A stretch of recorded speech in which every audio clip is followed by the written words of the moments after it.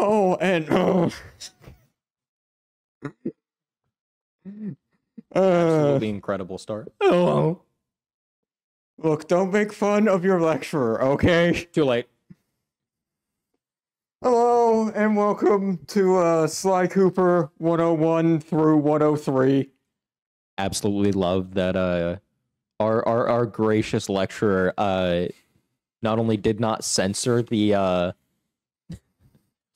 center the title, but also the letters of Cooper are like getting crunched together. They are practically fused. Yeah. See, yeah. It's further apart, weirdly. It's just not consistent. But yes, this is 101 through 103. If that's not the class that you signed up for, I hate to tell you this, but yeah, you're kind of fucked. Don't worry about me. I'm just here to get the extra credits. It's not towards my major of Jack and Daxter. All right, okay. Now, speaking of majors, now I know that this is a required class here at this university, but trust me, there's some great value, some great knowledge that you'll learn here, so don't just mess around, actually pay attention. I fucking hate this university, man. What are these classes? So, this is supposed to be 3 classes in 1. The only class that you're not getting today is what's known as Sly 104, Advanced Quantum Theories in Sly Cooper. This is the class where we ask about, the great quantum quandaries of Sly Cooper, such as, how is time travel possible? Why does it require a specific item from that time period to work? All of these are things that we're not going to talk about today. Instead, today, we start off with 101. But before we even get to 101, we need to go to Sly 0.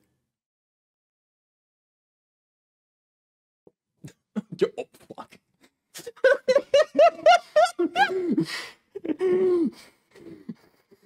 We have the background. Sly Cooper is a game series released in the 90s to early 2000s. There was also a game that was released in the 2010s. That's this down here. Sly 4, we'll talk about Sly 4 Thieves in Time briefly right now.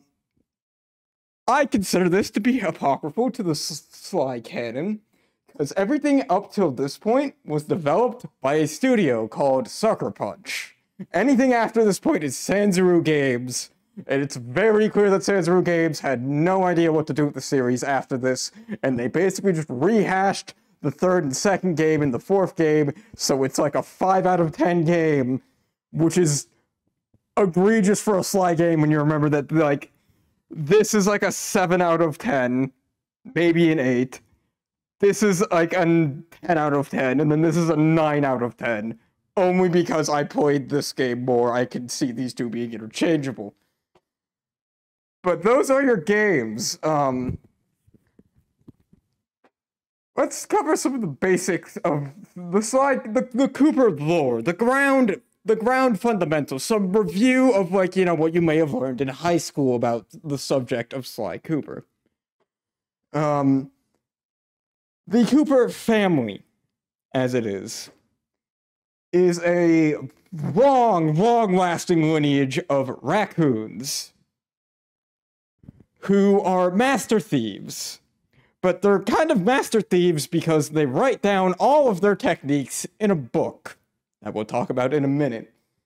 These ancestors go all the way back to Bob Cooper, who, again, is a contentious one, debatably, because he's not mentioned in any sources that I consider canon. He only appears in, the apocryphal game.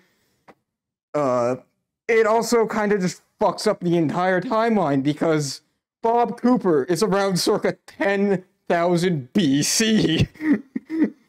He is a caveman.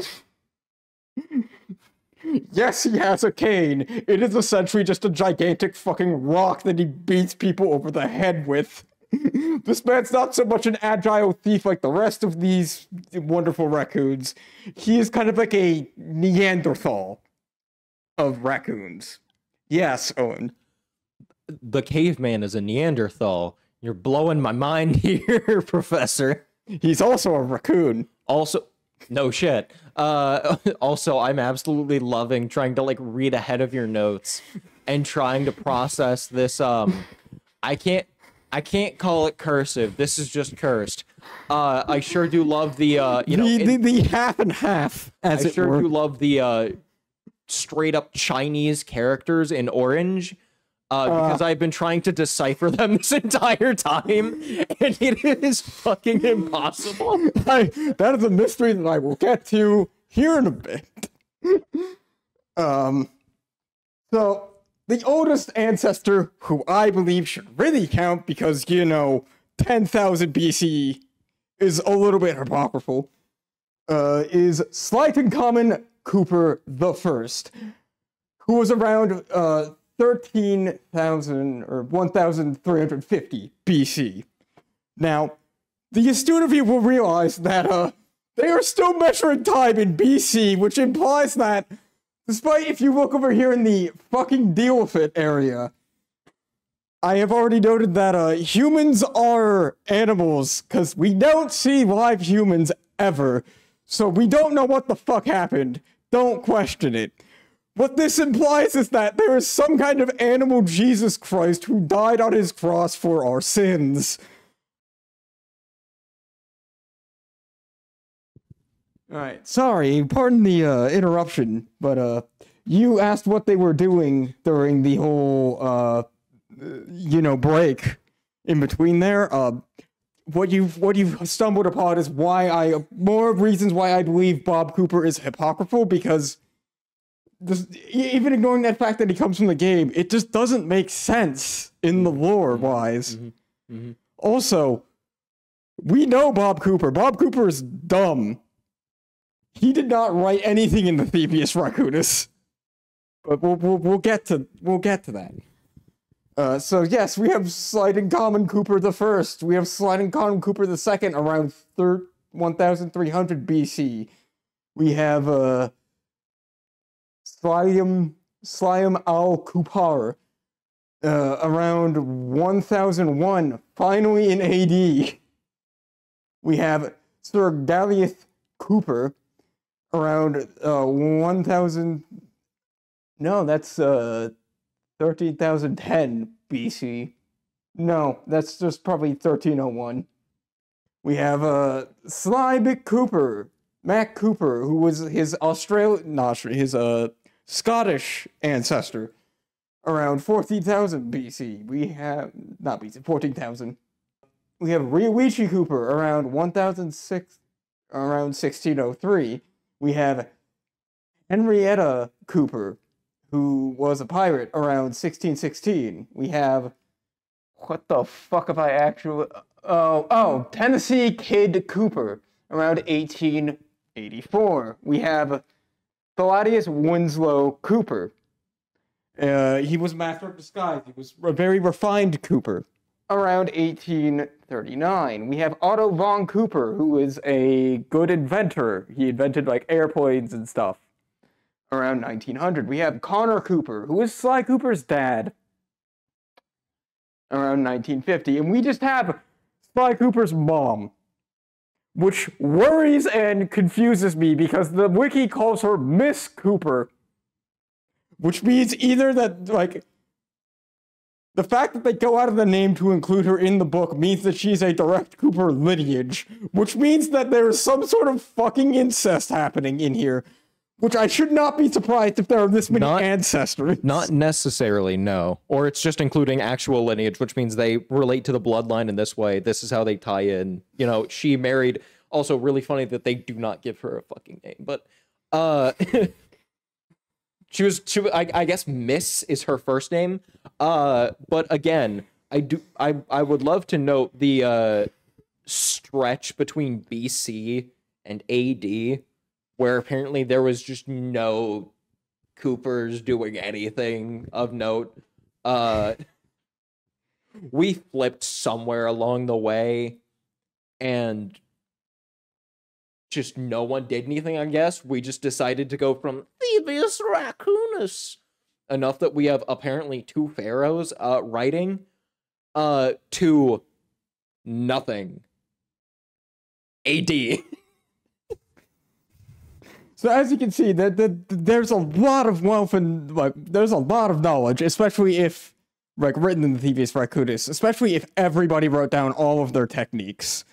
So the idea of the Thievius Raccoonus is whoever reads it pretty much becomes a master thief because they learn all the techniques that the Coopers taught themselves. So essentially, it's a great hive mind, is what it really is. At the end of the day, you take away the book and you just kind of have. I mean, you take away the book and you just have an average thief who just has a god complex, kind of. We'll get to that here. Let's get to that now. So the point is, with the ancestors, the ancestors are there. They're not really that relevant. Just keep it in the back of your mind that Sly has all of this knowledge because the many people who came before him wrote down the knowledge in the book. Clan Cooper, or the Cooper clan, has a couple rules. The biggest rule basically is that you only steal from thieves because there's no honor in stealing from regular people. Now, I would like to point out the fact that if you're stealing from thieves, who the fuck do you think they stole from? All you're really doing is stopping people from getting back their possessions. What the fuck? Okay, you say that, all I can think of is that one picture of a, Jake and the Neverland Pirates book, where it's remember, a true pirate doesn't steal another pirate's possessions. And it was just a picture of that part of the book and the text of just Jake, do you not know what a fucking pirate is? Yeah, actually, I think that's pretty close to what a pirate is. But yeah, so basically, that is their entire shtick, is they are honor. Honor is big to them. Pretty much the whole idea is that the other rules are that they pass on the book, and that they also. Well, the cane's not really a rule. The cane is kind of. We'll get to the cane now, because that is all the rules pretty much. The cane is kind of just a symbol at this point. You can think of it like a lightsaber. It does whatever the fuck the writers needed to do at the time. All the ancestors kind of have different kinds of canes. Slighting Common has 2 canes, and it's the Egyptian idea.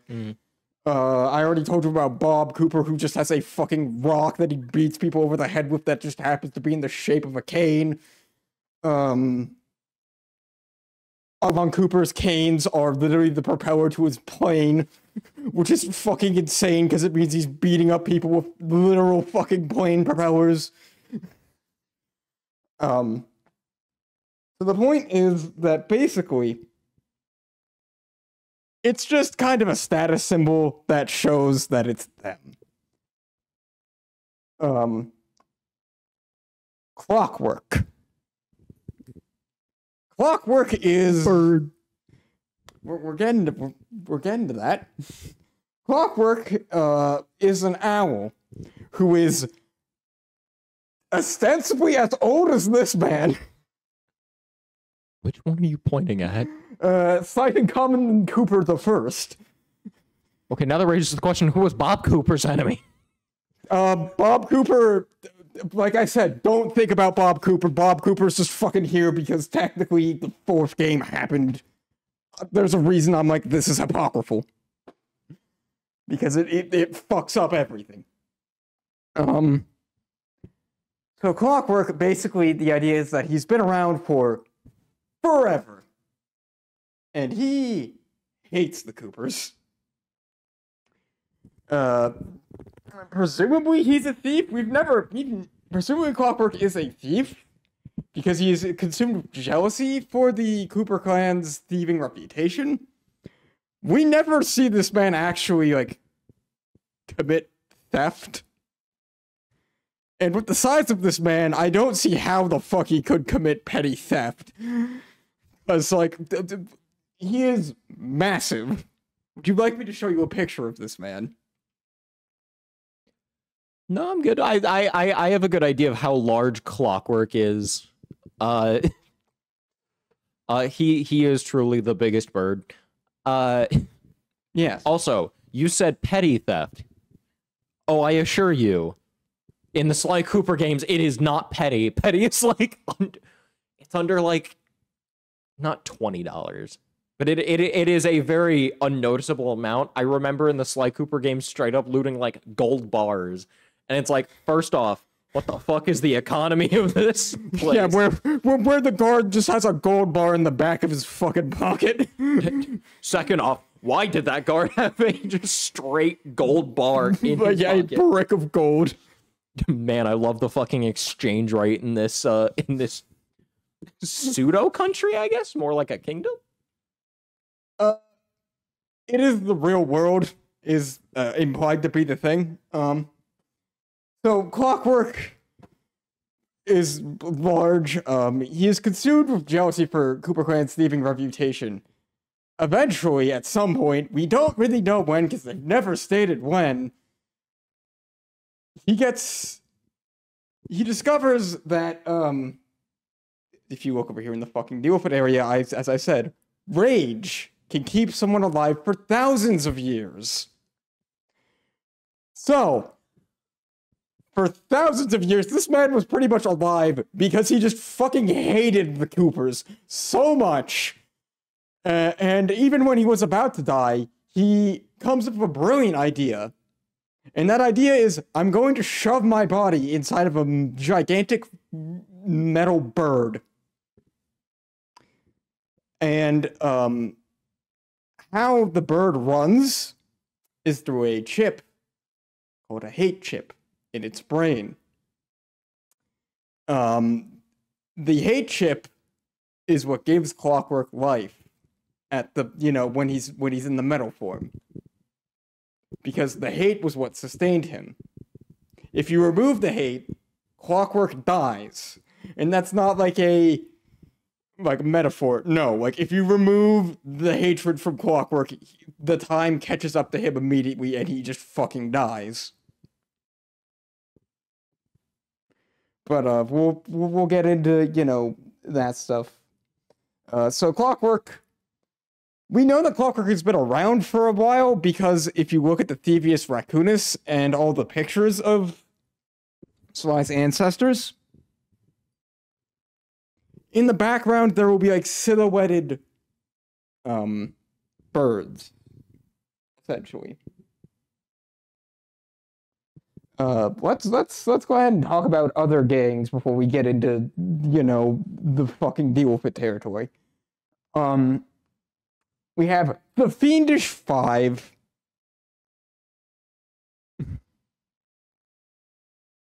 The Fiendish Five were founded by Clockwork. We will get into them in the first game. This was me trying to stylize the Fiendish Five. Yes, my favorite style, epileptic seizure. It was about here where I realized, oh, I fucked this. Man, I sure do love F. I think that's like 5 in Roman numerals. Hashtag seizure, literal ball. Like 4 in Roman numerals. Another ball.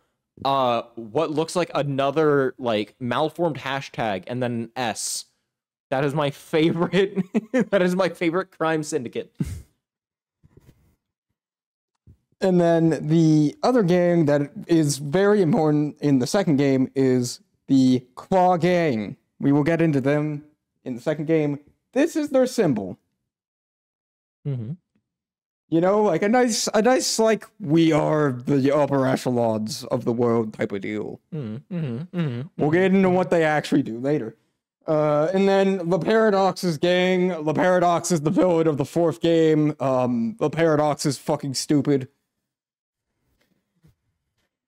And I mean that quite literally. The Paradox's whole thing is that he also, like Clockwork, just was done wrong by a member of the Cooper family in the past.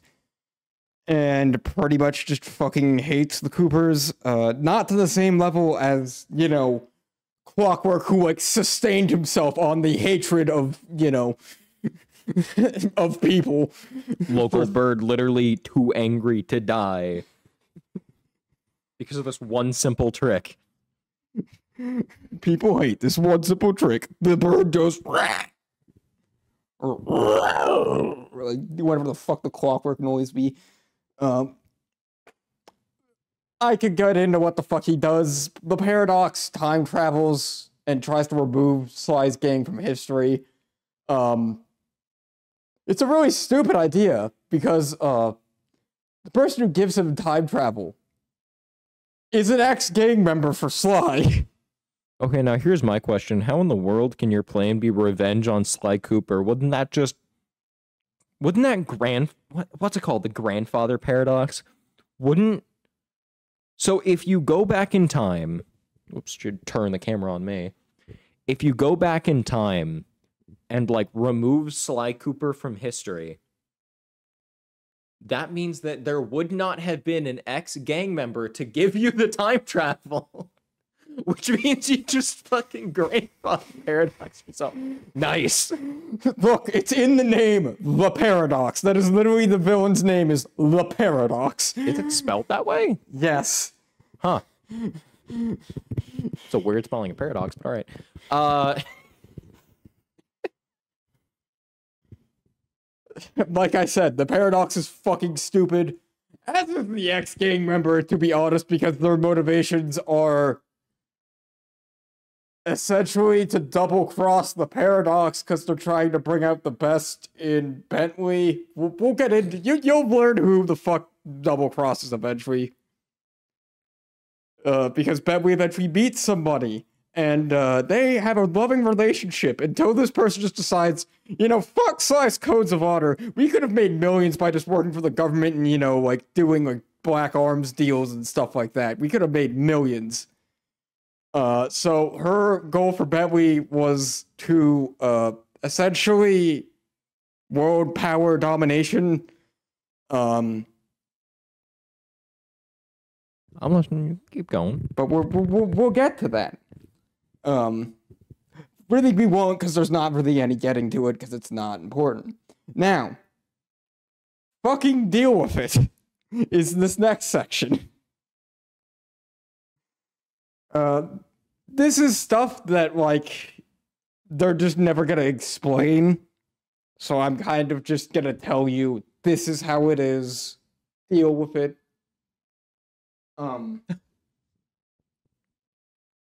Believe it or not, there's actually not that many. Because a lot of these are just core things of the world that you can kind of believe. Number one is that magic and paranormal stuff exist and are common knowledge. Like, to the tune that, like, it is considered science.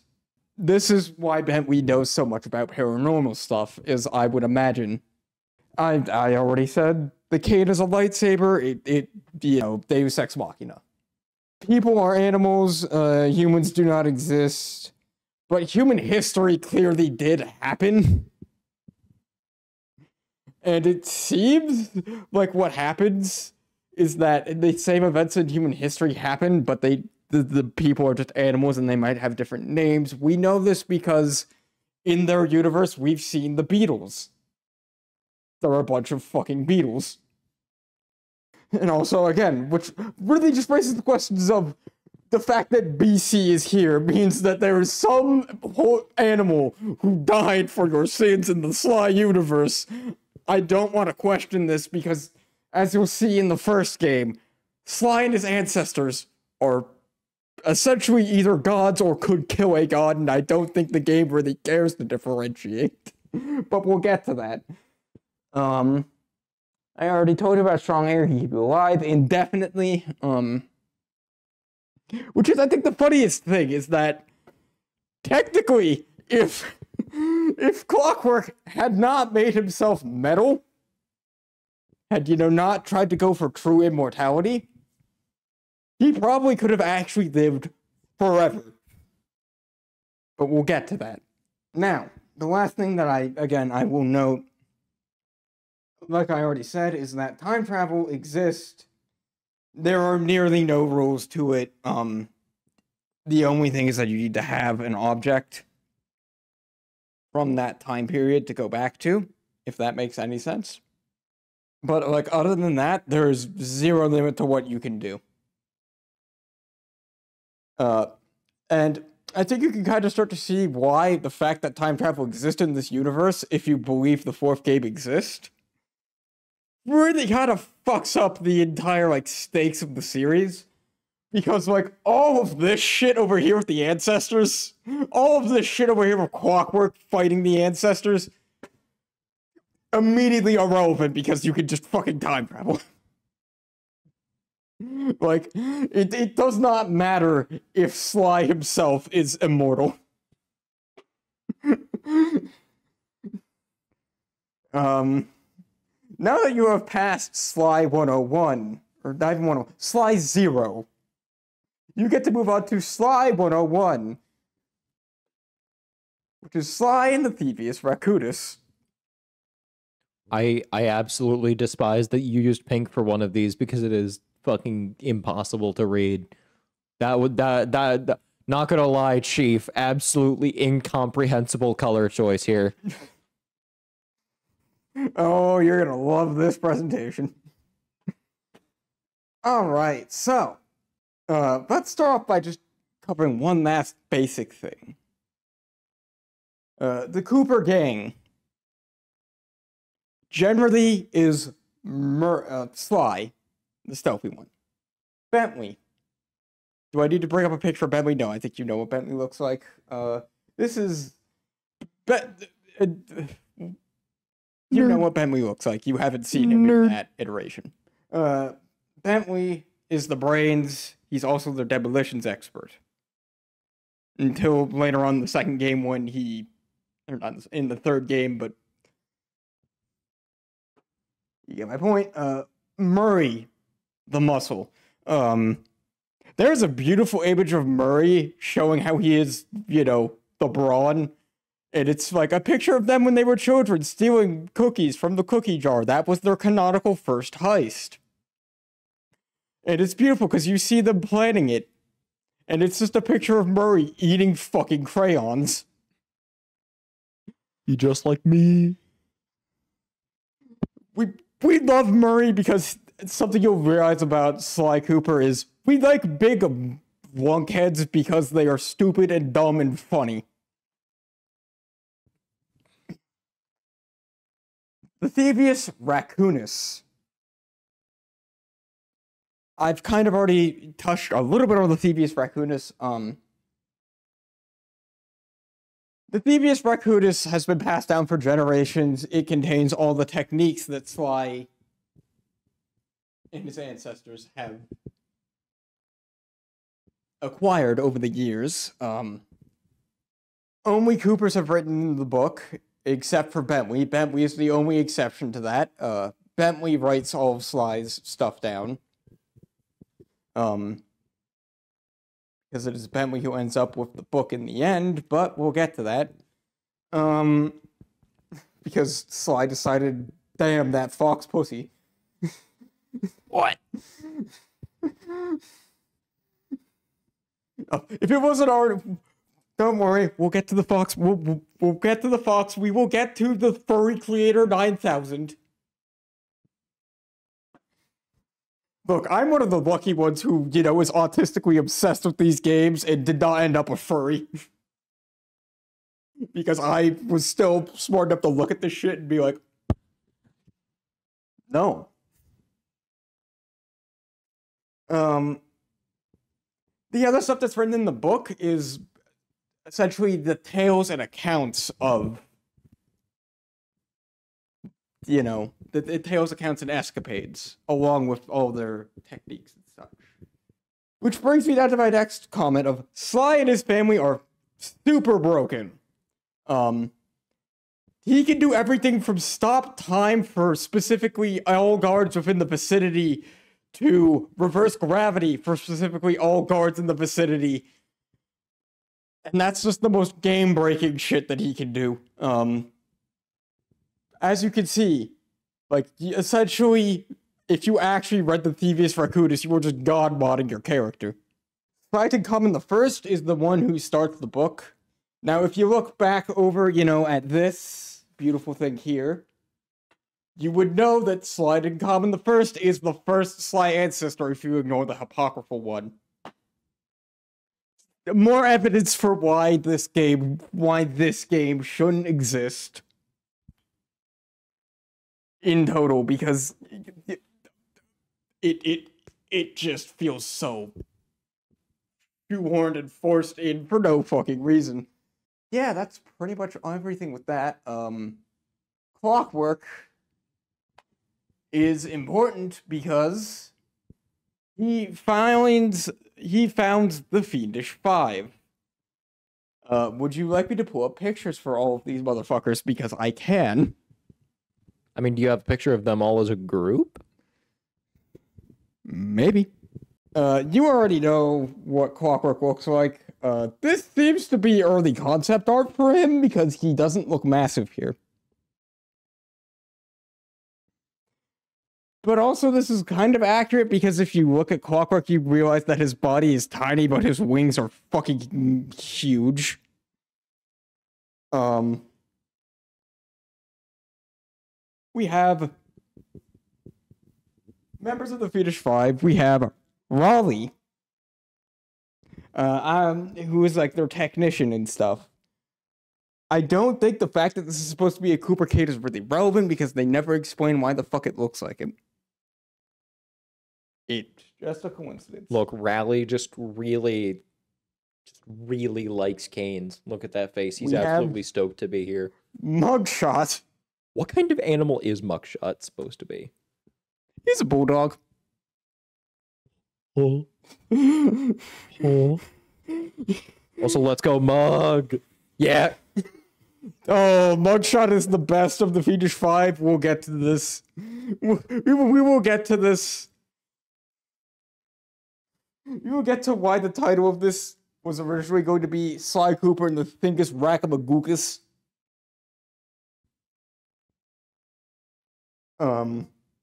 Ms. Ruby. Haitian voodoo. Why she stanced like that? Because she's casting spells on you. It's debatably very racist if you actually, think about it. Alright, but, with the dogs, too? Look at where the magic is coming from. Fuck you, I cast toe magic. Pretty much. What's funny is you're not too far off from the fucking actual voice. I remember when they first invented Twarklet. We'll get into all these in a little bit more detail in a minute. Panda King, who is the most normal-looking motherfucker here. That is just a panda.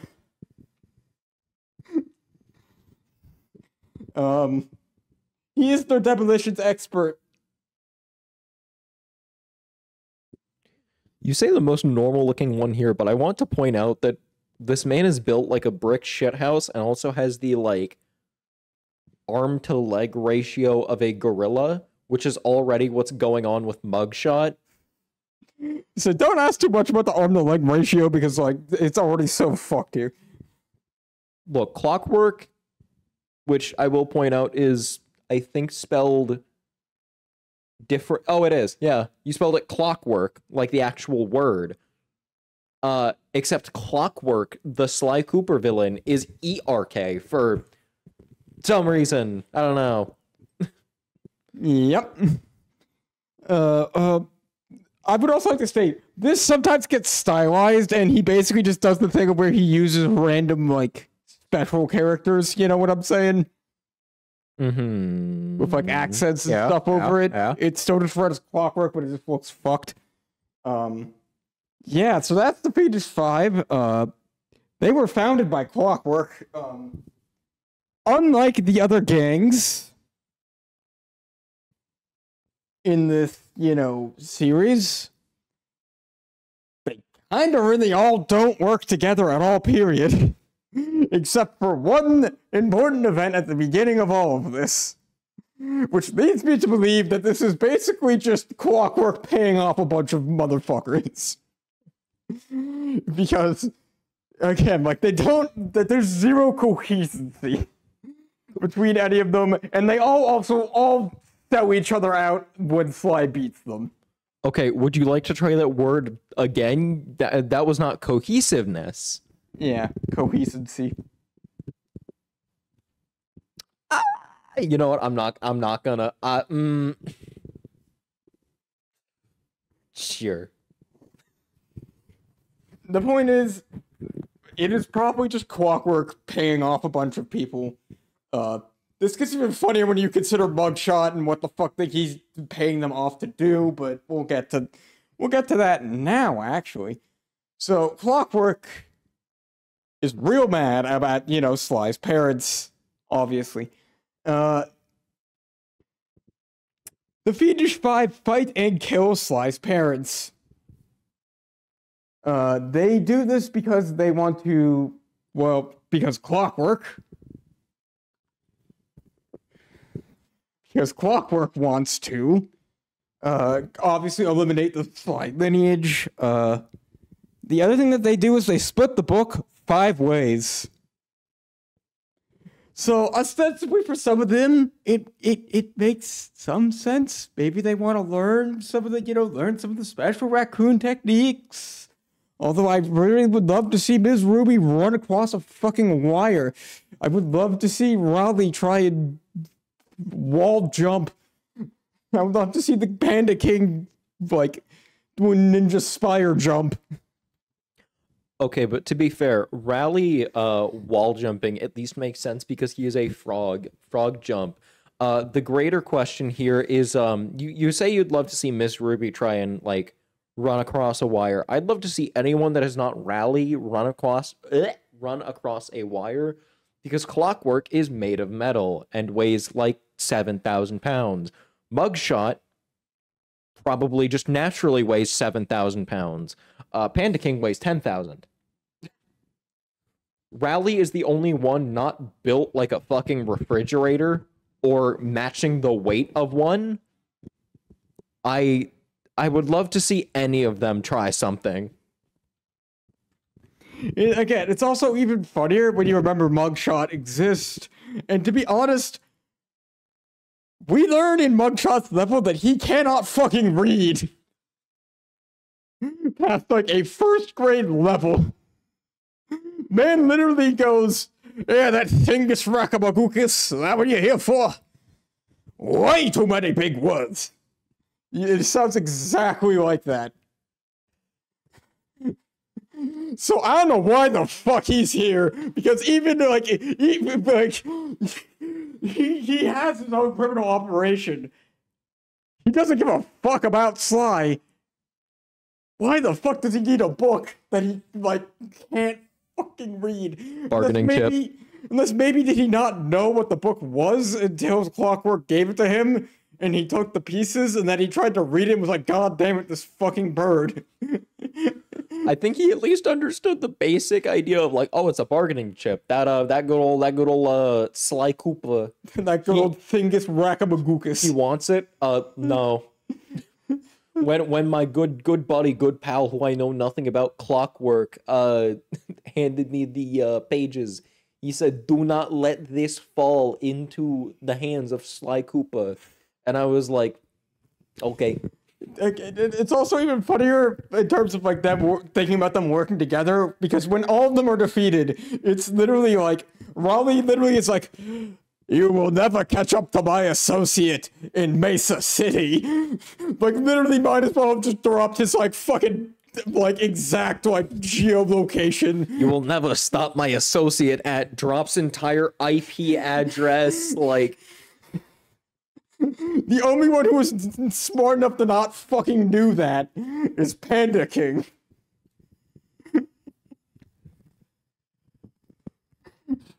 Like, literally, even Raleigh, who was supposed to be the smart one, literally is just like, my associate mugshot in Mesa City. It's just like, okay. So they kill his parents. Sly ends up in an orphanage. That's where he meets his friends. The friends. Over the years, they pull off many heists together. A whole bunch of stuff happens that is not really relevant in between here and then. The first game opens up with Sly in Paris at the police headquarters, where he infiltrates the headquarters to steal his case file. He is stealing the case file from... Have you seen a picture of Carmelita? Maybe. So, this is Inspector Fox. Like I said, Wiki. It is Decent time. Let's go. She is what I like to call the furry creator 9000, because I guarantee you at least some people who looked at this were like, damn, I want that Fox pussy. Hold on, I'm reading the well, I was reading it and then I stopped at Interpol. Yeah, she works for Interpol. She's a police officer. Mm-hmm. I mean, yeah, both of them. Yeah. Amazing. It took the second line. So Dog, we have already gotten to fur affinity. It took 0 time. No. Go up. Like, here's the thing. Up more. It took the 3rd line. No, wait, that might be 4th. I think, close the image. Close the image. So it goes full screen. Yep. Oh no, sorry. Hold on. Up. Oh no, sorry. It's the 2nd line. It took the 2nd line to get fur affinity. Don't you do it. Nah. I'm just gonna state, this is not anybody who we meet in the slot. Yeah, it's probably someone's furry OC, yeah. I am scared to scroll down. do not scroll down. You will regret it. Do not scroll down. You will regret it. Just keep it on the image of the big five. Or not big five. Let me rephrase this. You will regret it, because I've already seen plenty enough. I don't even go looking for it. You just find it. I've already jerked off to enough Sly Cooper hentai to... Again, I don't go looking for it. I just find it. Sure, buddy. Sure, buddy. So anyway, yeah, that's the Furry Generator 9000. Carmelita Fox is, her entire personality is, I'll find you, Cooper.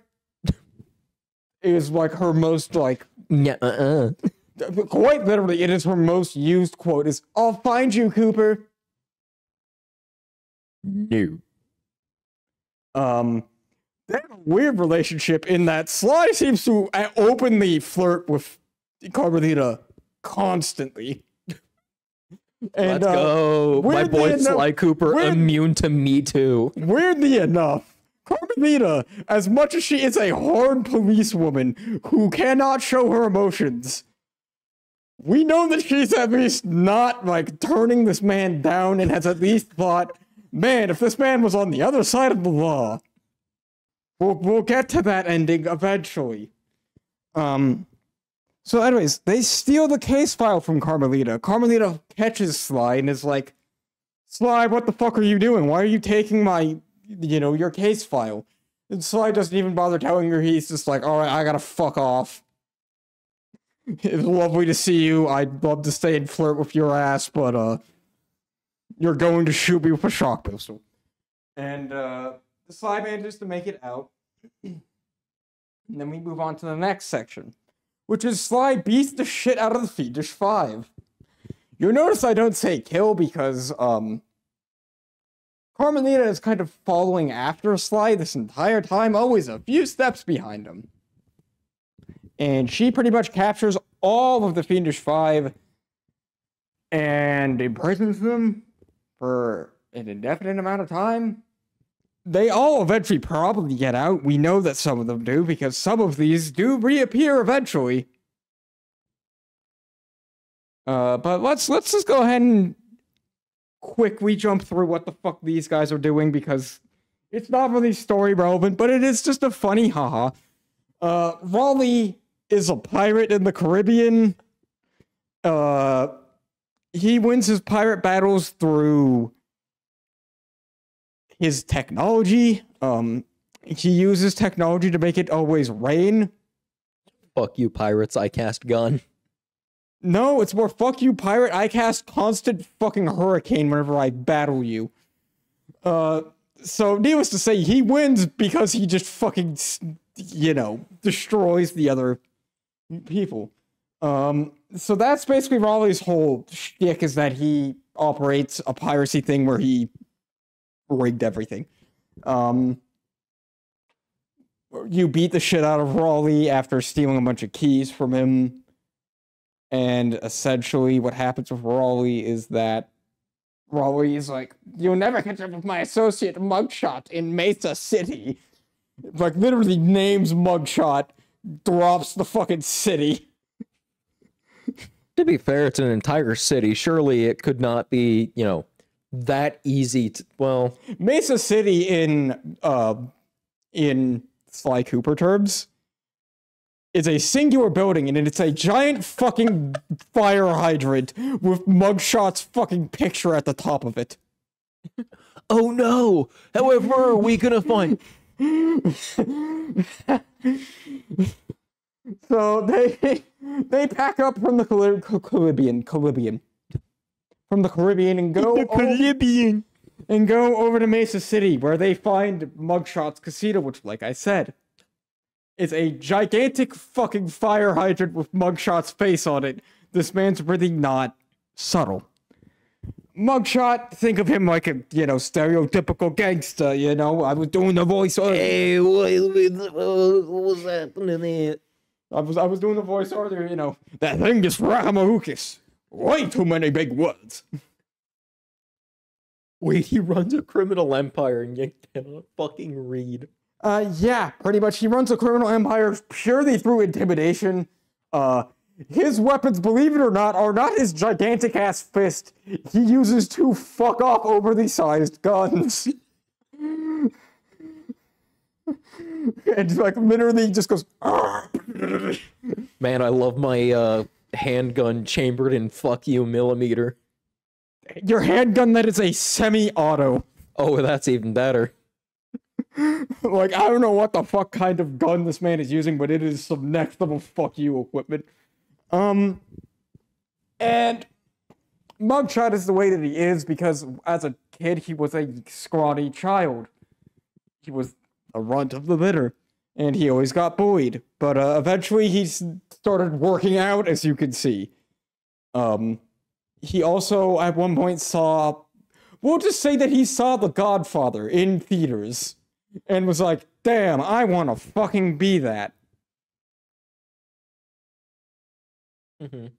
And so basically he runs his entire criminal organization, which is a casino, so essentially he's probably robbing people of their money. So a casino. Yes. Just not even like a casino with a twist, just a casino. Look, I'm trying to grasp at straws for what the fuck this man's greater plan is. If you can't tell by what the fuck this is, he has zero fucking plans. It gets so much worse when we get over to this motherfucker, but we'll get to him.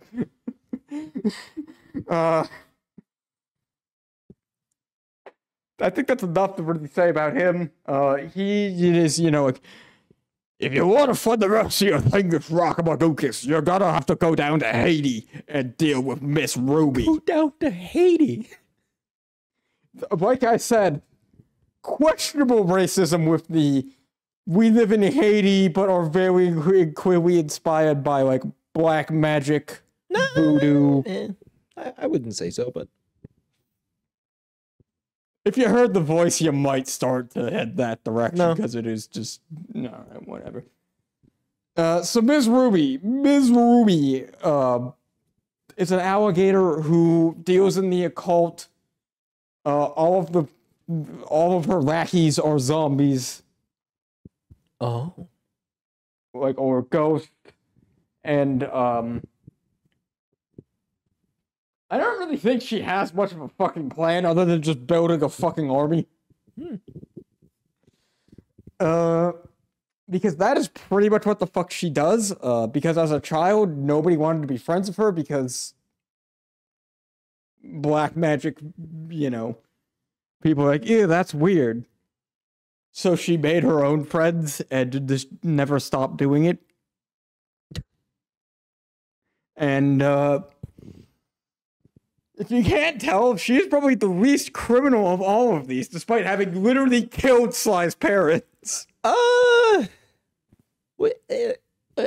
mean, unless you consider committing necromancy to be a crime against humanity, it's not technically illegal. I don't think there's any law on the books dealing with occultism, so I mean, she only gets charged with murder. Murder, well, maybe even in the second degree, she might have just been an accomplice. No, because I think, no, I think each of them are charged with at least murder. I mean, murder, at least larceny. Piracy. This man literally runs a mafia organization. Yeah. At least, well, one consistent crime between each of them is murder and some degree of larceny. It's really hard to tell how, what that would be charged as, since the Thievius Raccoonus has no immediately perceptible value. It's hard to put a price on the information in there. Yeah. But yeah, so Miss Ruby, like I said, debatably her only thing is that she wants to make an army of zombies. Why? Fuck if I know. The first game was very basic in its story, if you couldn't tell. The next couple games get a lot better. Moving on to a man who would be charged with fucking war crimes. We have the Panda King. The Panda King, his entire shtick and what he's doing, what they catch him doing, is burying a fucking village in snow. The worst part is, I don't even think that's it. Well, it's not war crimes, as he is not at war.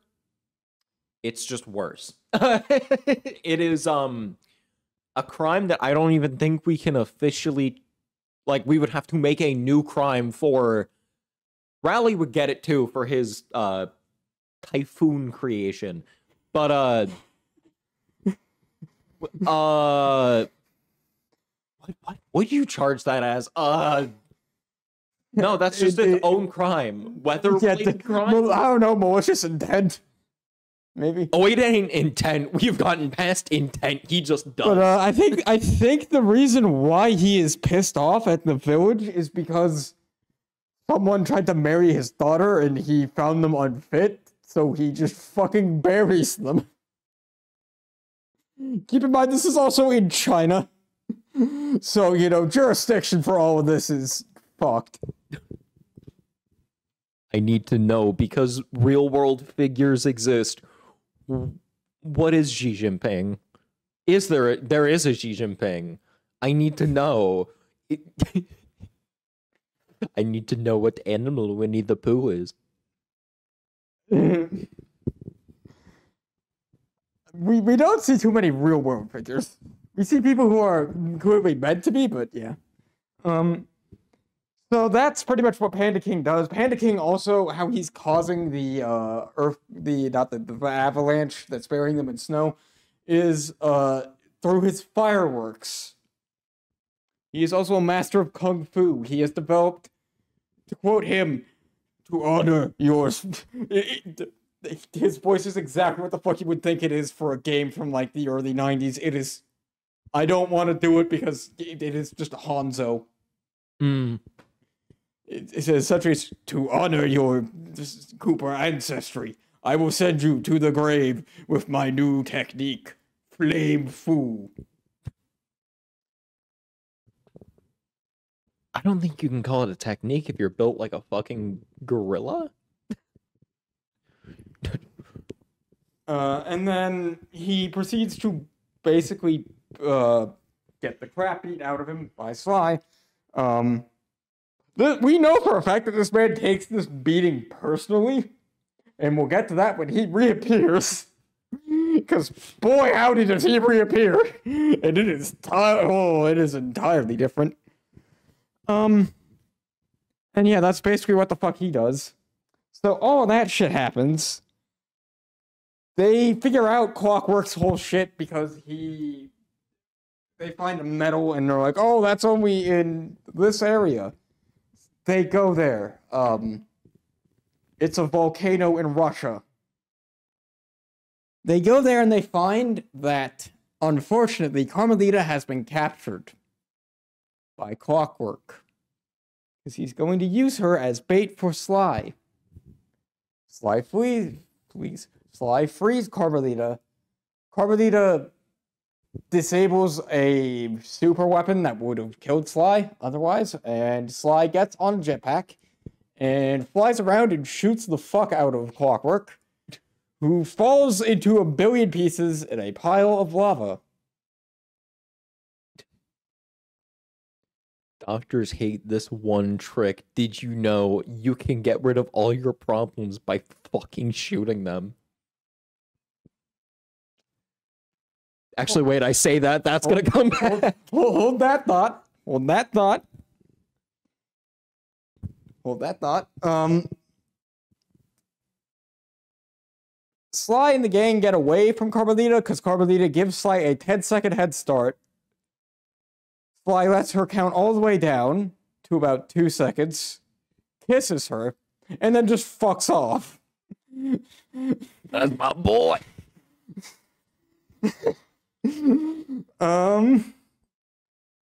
The end scene for this game is the pile of lava where where Clockwork is in pieces.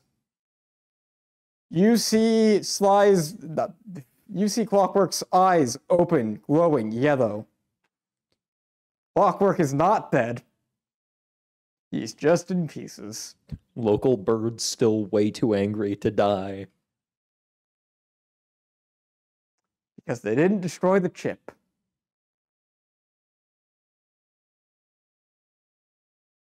Loser. So that's the first game. Keep in mind, this is the simplest game out of all of them.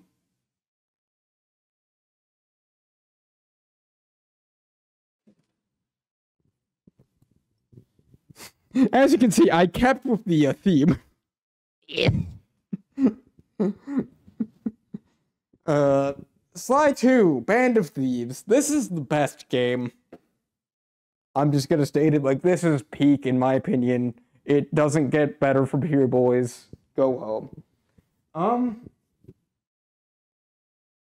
It takes place 2 years later. Clockwork. We do not know how the fuck Clockwork ended up here, but he ends up in a museum in Cairo in pieces. Because apparently the Natural History Museum of Cairo decided, fuck it, let's just collect the fucking rage bird who may or may not be dead. Well, presumably, it would have come into possession of Interpol at the end of the first game, except now that raises the question of, did Interpol just, like, give it away? Were they just like, man... Interpol might have had it on what do we do? Because what do we do with this? Definitely... What do we do with this big metal bird? And then the Museum of Cairo just went, ha, bird. So, to answer that question, that actually might be what the fuck happens, is that the Interpol has it on loan to the museum. Because hey, they definitely know where the fuck it is. Hey, do you want Bird Al Capone's corpse for your museum, and they were like, boy, fucking Dewey.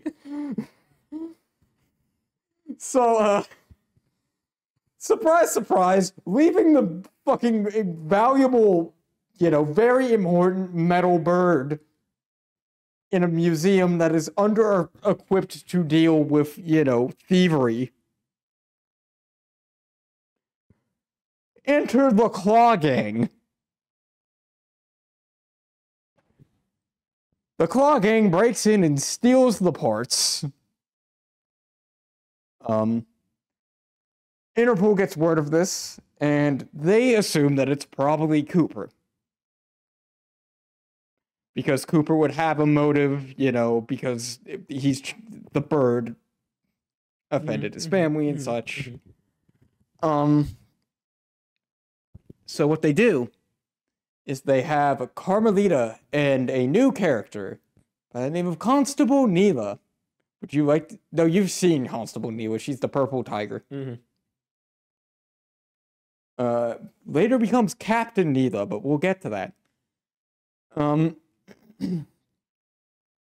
They have her stake out in the museum literally basically in 2 sarcophaguses in front of where Clockwork should be. Don't know why the sarcophaguses are there. They're just there. Probably only there for the stakeout, really. Because Egypt.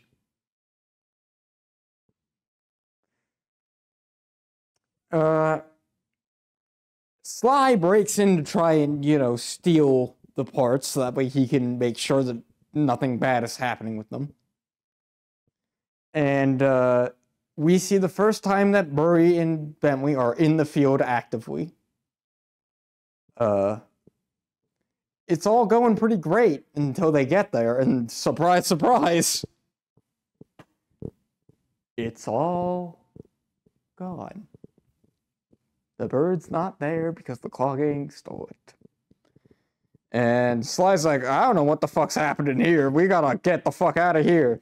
And immediately as he says that, the coffin's open. Neela and Carmelita come out. And Carmelita's immediately, doing Carmelita things of, I caught him red-handed. It's Cooper. Neela doesn't buy it. Neela says, you dumb fucking bitch. All the guard casualties and method of entry point to this being a Claw Gang job.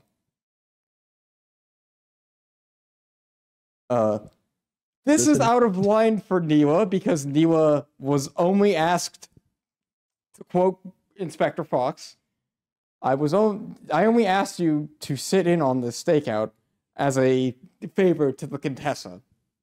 You'll meet the Contessa eventually. Okay, but here's the thing. The fact that she was able to immediately say, this was the Claw Gang, means that she could identify, it would help to pull up a picture of the Claw Gang. But this means that she knows their MO and just said fucking nothing until the stakeout? Also, wait. This will all make sense in the end. Why the fuck she's doing this? Why? Okay, but also here's the thing. If the pieces of Clockwork were already stolen and they suspect Sly, why would he go back?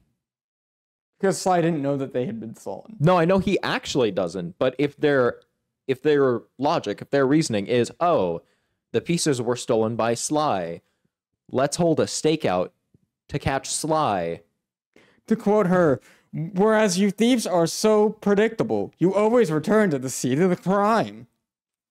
So it was probably Carmelita's fucking idea. Which, honestly, really just pulls into question the entire fucking plan of this game, because I'll just tell you, this is all orchestrated, but we'll get to that. If you couldn't tell, there's a lot of stuff happening behind the scenes. So, Neela mentions the Claw Gang, and, Sly's like, the Claw Gang? What the fuck did they have to do with this?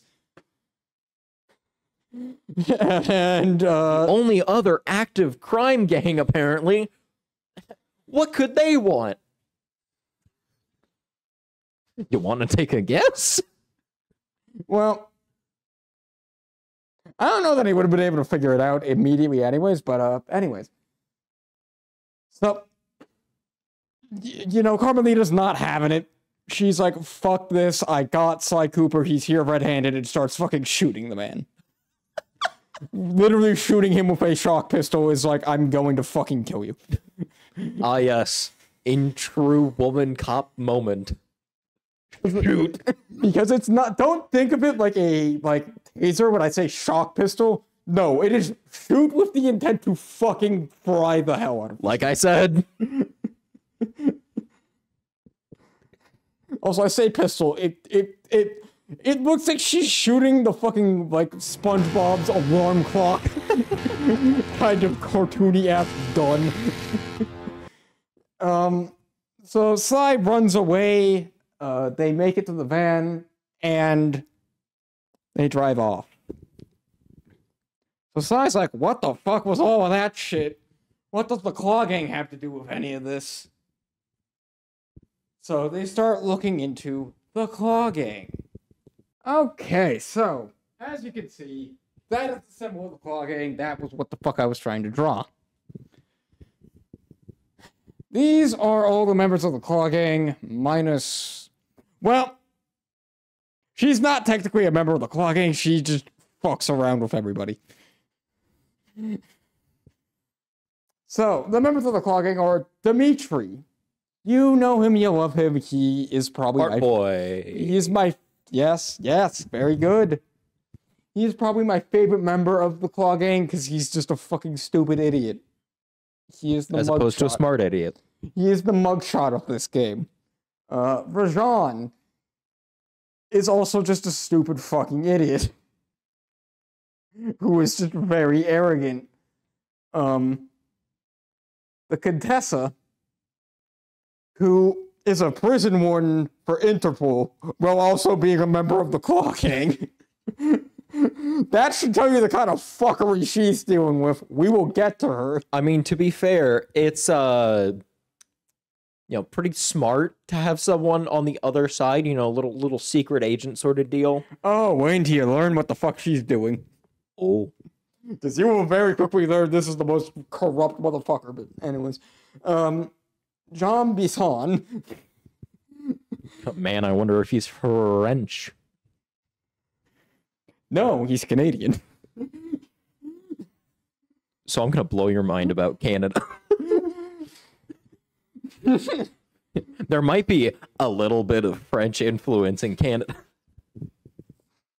Once again, we don't know if this man is, knocking off the fucking Sly Cooper cane or not.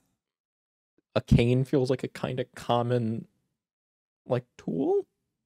Fair enough. And Arpeggio. Now, despite him looking like a bird, he cannot fly. Lol. Believe me, that's important later. It's a surprise tool that'll help us later. It's a surprise tool that will literally explain fucking everything. So they take the clockwork pieces and they don't distribute them evenly.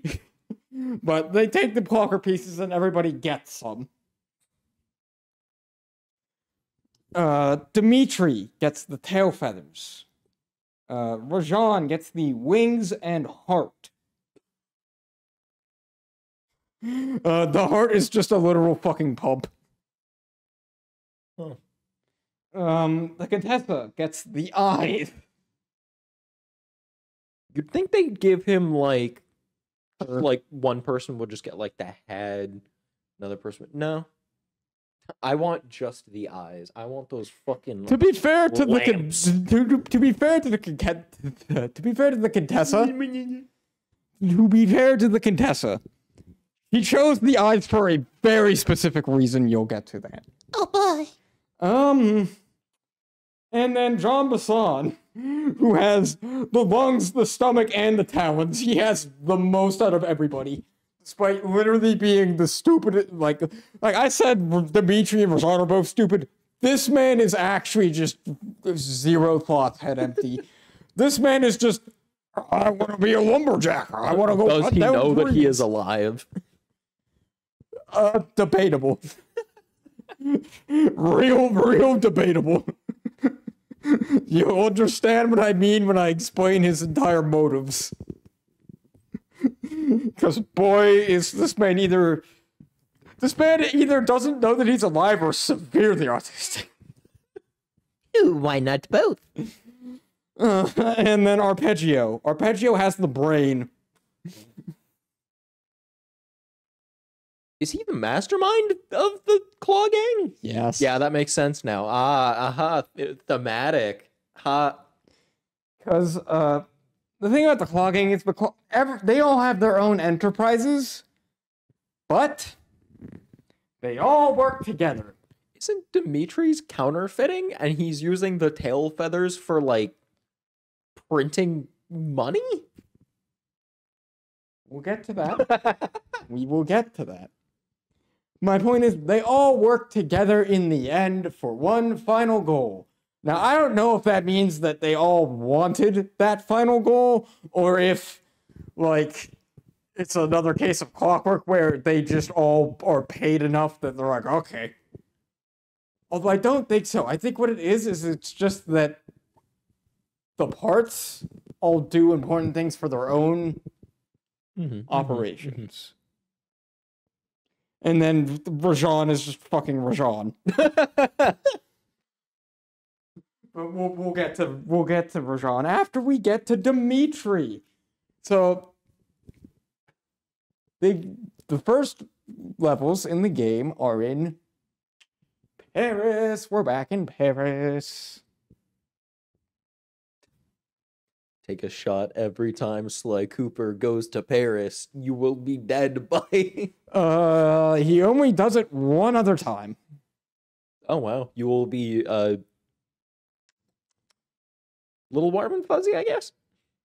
Well, yeah, one other time for the games that we're fucking counting. Oh, no. Okay, so all that happens.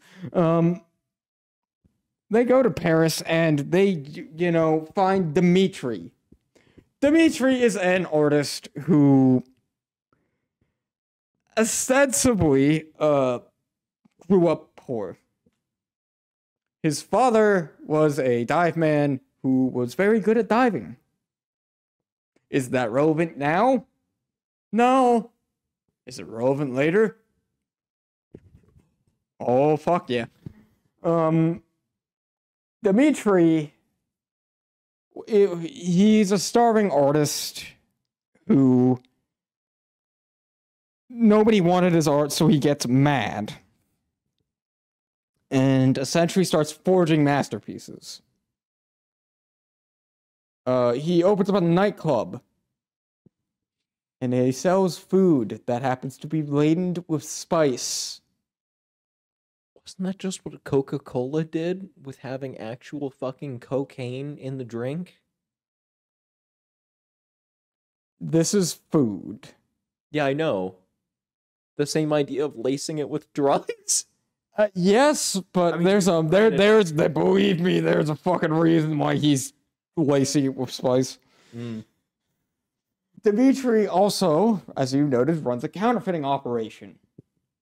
Essentially, he ran this before he got the tail feathers, but the tail feathers are a boon for him in his counterfeiting operation because of their rare metal alloy. They will never wear out. Unlimited forged money. Dimitri is very motivated by money. We can tell this because when you fight him, the first thing he tries to do is offer Sly money. You see the money. You like the money. You can have all you want. You can. No deal.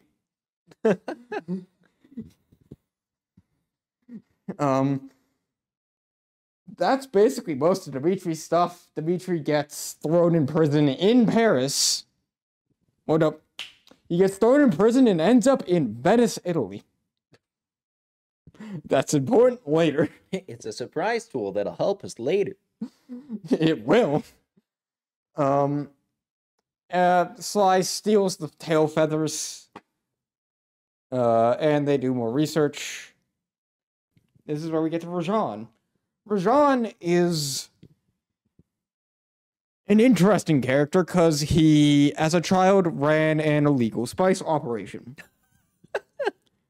Dealing spices in the black market as a child.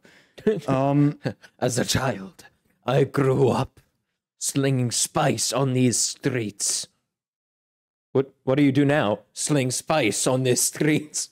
No, what does he do now? He slings spice, but he just has a massive operation for it, essentially.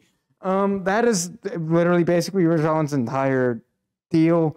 The other thing that is important about Rajan is that he goes to great lengths to convince others, and mostly himself, about his royalty. He dubs himself the Lord of these Hills.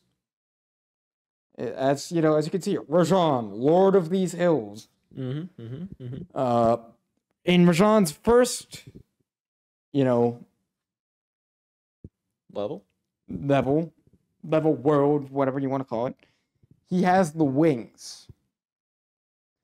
He is displaying the wings on the back of a statue at a party where all of the Claw Gang members are invited. And ostensibly, he thinks that the wings will bring him prestige. Why did he display the stolen wings out in public? Oh, it gets even better when you realize who's at the party. Oh.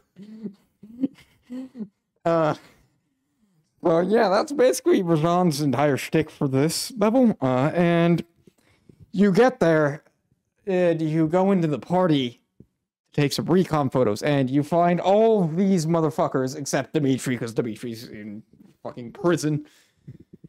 You find all of these motherfuckers are there. You do not know that the Contessa is a member of the Claw Gang yet.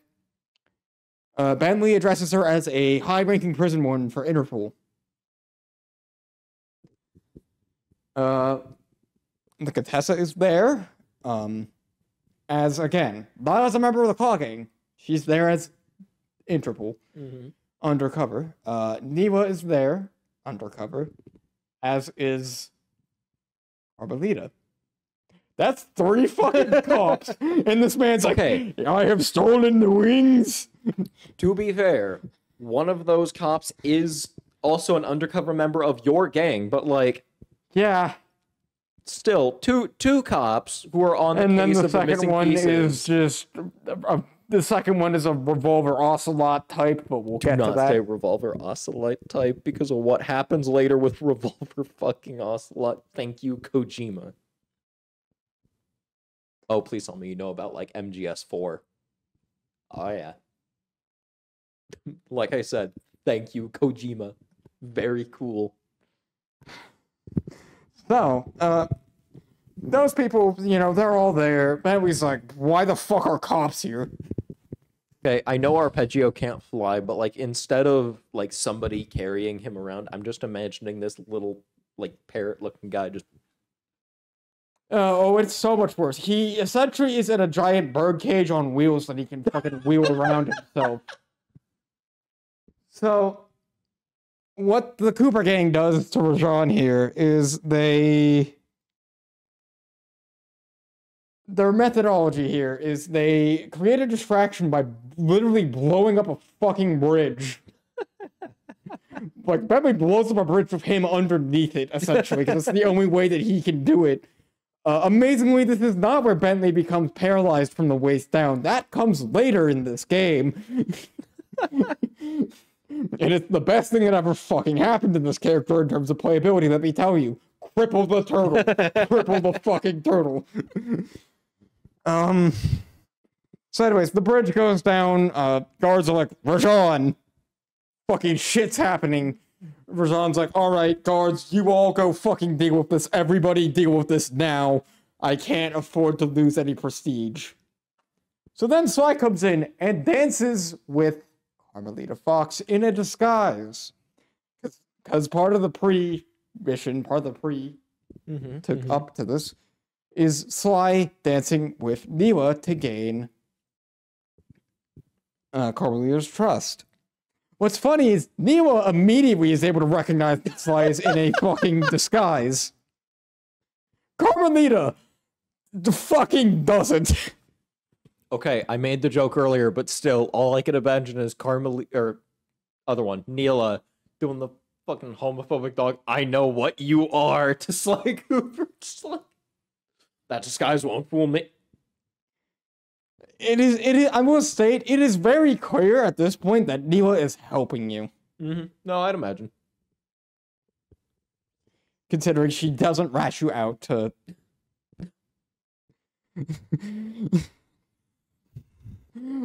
she doesn't rat you out to Carmelita. In fact, she says she will enjoy seeing Carmelita in distress when she figures out that she was dancing with Sly Cooper. Saying, quote, I can't wait to see old Ironsides fall out of her dress. Oh, I bet Cooper wishes she'd fall out of her dress, too. Look, that comes fucking later. All right, you're getting to the end of the third game. We're like literally not even halfway through the second one. So while they're dancing, Murray wenches down from above like some sort of fucking comedy act. Basically, except instead in the background, it's a fucking like dance version of the like a nice sort of like, you know, danceable version of the theme. Mm-hmm. That's the main Sly theme. So Murray wenches down in an act where I guarantee you somebody would have fucking seen him, because he has to wench all the way the fuck down from the ceiling to the wings that are mounted on a statue on the ground, and cuts through the wings with a diamond-bladed saw. And this isn't like an electric saw either. No, this is a... Saw, yeah. This is making so much noise and probably throwing so much fucking dust that it is a miracle that nobody notices him. As long as Sly's just dancing, because everyone's just like, ooh, look at the dancing. Ooh, look at the dancing while you sure. Even Rajan, there's a beautiful shot of Rajan sitting there, just going, that's an awfully graceful fellow, as Murray's just fucking in the background, fucking... So he does that, wenches back up from the wings that are like double the size of Murray. Okay, but hear me out. An electric saw would have been infinitely funnier. Like, you'd hear a fucking chainsaw going. As he's like sawing. As all you're hearing is like. It's like louder than the music. Rajan's just like, I don't remember this part of the theme. Rajan just turns to John Bassan, just goes, the fuck did you bring your axes for? Anyways. Well. I say this, John Bassan did actually bring that fucking thing with him. Except I don't think it has the talons on it, but we'll get to the talons. So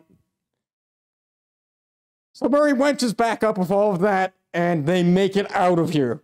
Don't ask me fucking how. Maybe because they had to take out the palace defenses, which included a fucking military-grade Apache helicopter that Rajan just fucking has. Drug money. Fair enough.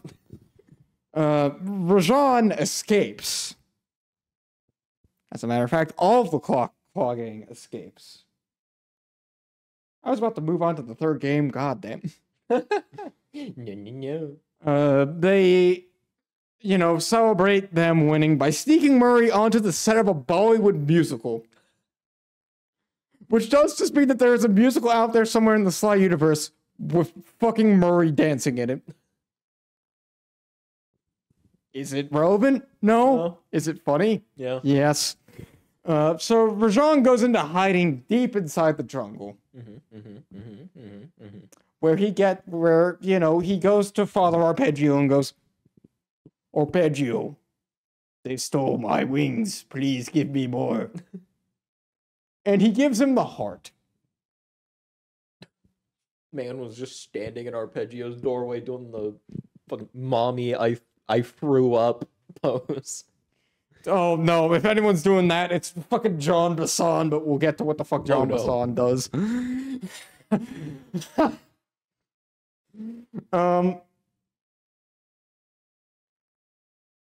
The reason why Rajan wants the heart is because the heart acts as a pump, which increases spice production tenfold. In terms of like irrigating his crops and stuff, if you know what I mean. You essentially eventually find Rajan in the temple. Rajan is constantly carrying half of the heart on him at all times on a stick.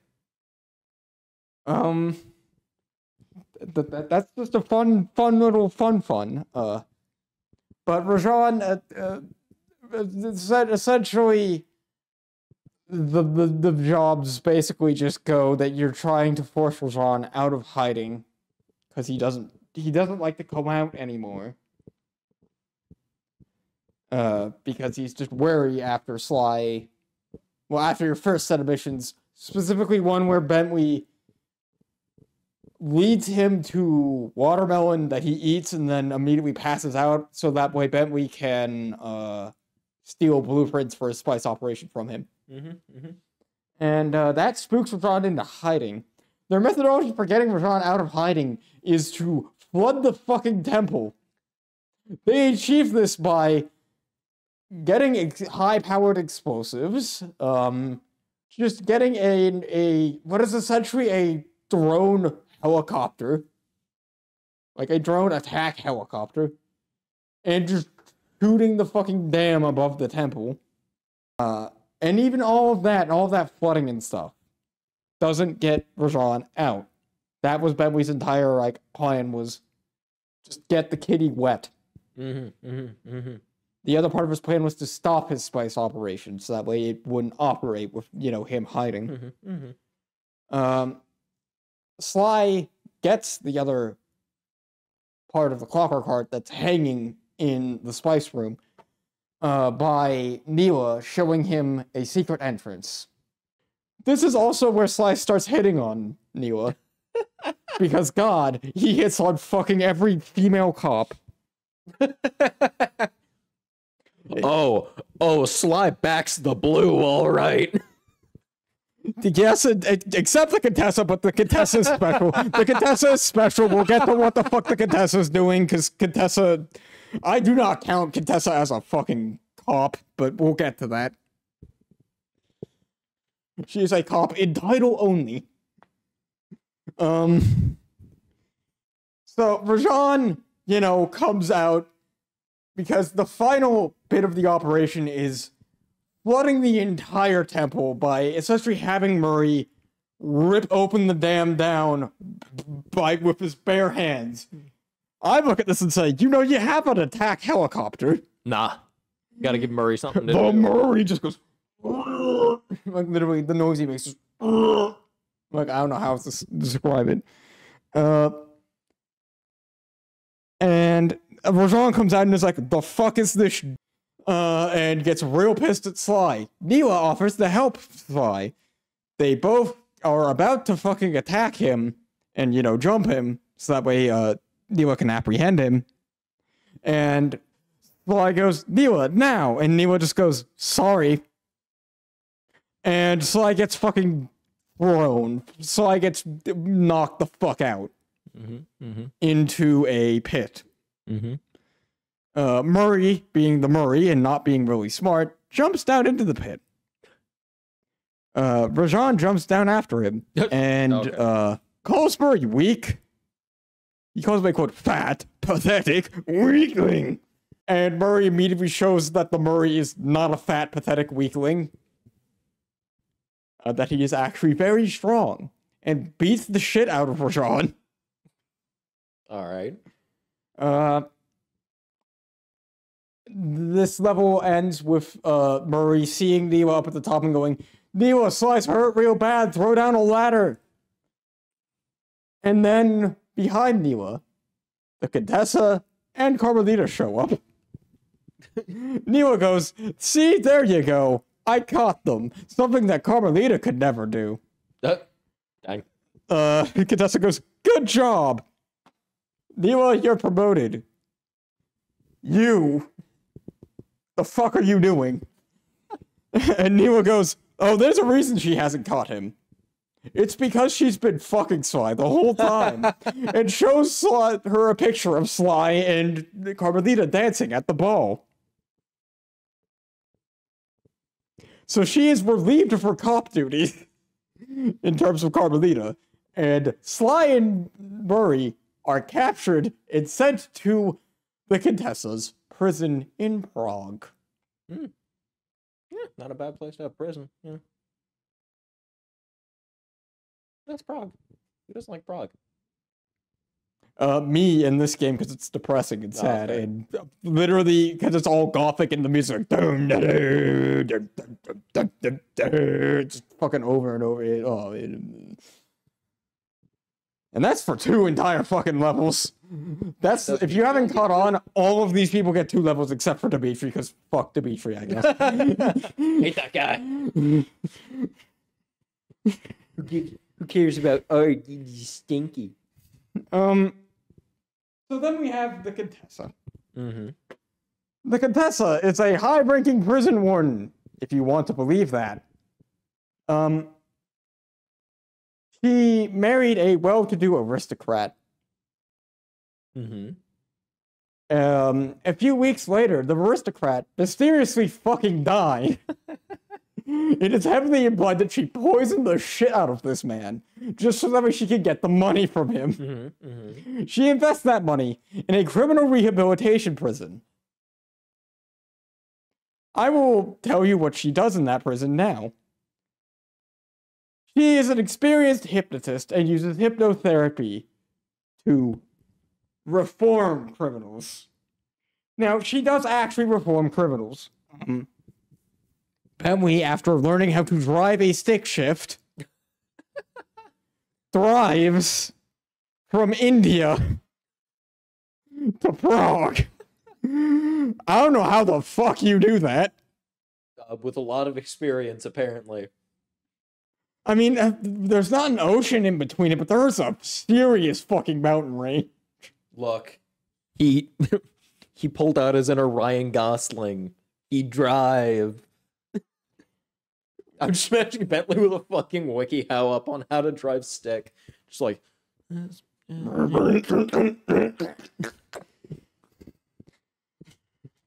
anyways, Bentley gets there. He finds the Contessa making her rounds, and he realizes, I'm standing on top of a parabolic disc. My sleep darts vibrate at a specific frequency. I can tune into that frequency and hear what she's saying. So he shoots her with sleep darts. They aren't effective on her. We don't know why. Spider. And what he basically learns is that she has Murray and Sly. Well, she has Sly locked in what's called the Hole. The Hole is essentially just a, like, human-sized divot in the ground. So a hole. You're blowing my mind here. So the hole is a hole. It's not even a hole. It's essentially, imagine a metal blanket over a human. Oh. That he just has to lie there. Can't move. Can't see anything. And then the Murray, she says that she's almost broken the Murray. Oh.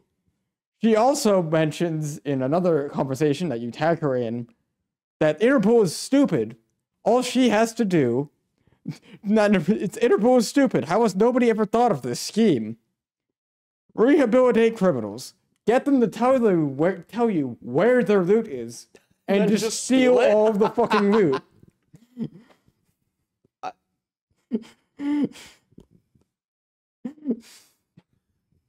Like I said, this is the most corrupt fucking criminal op.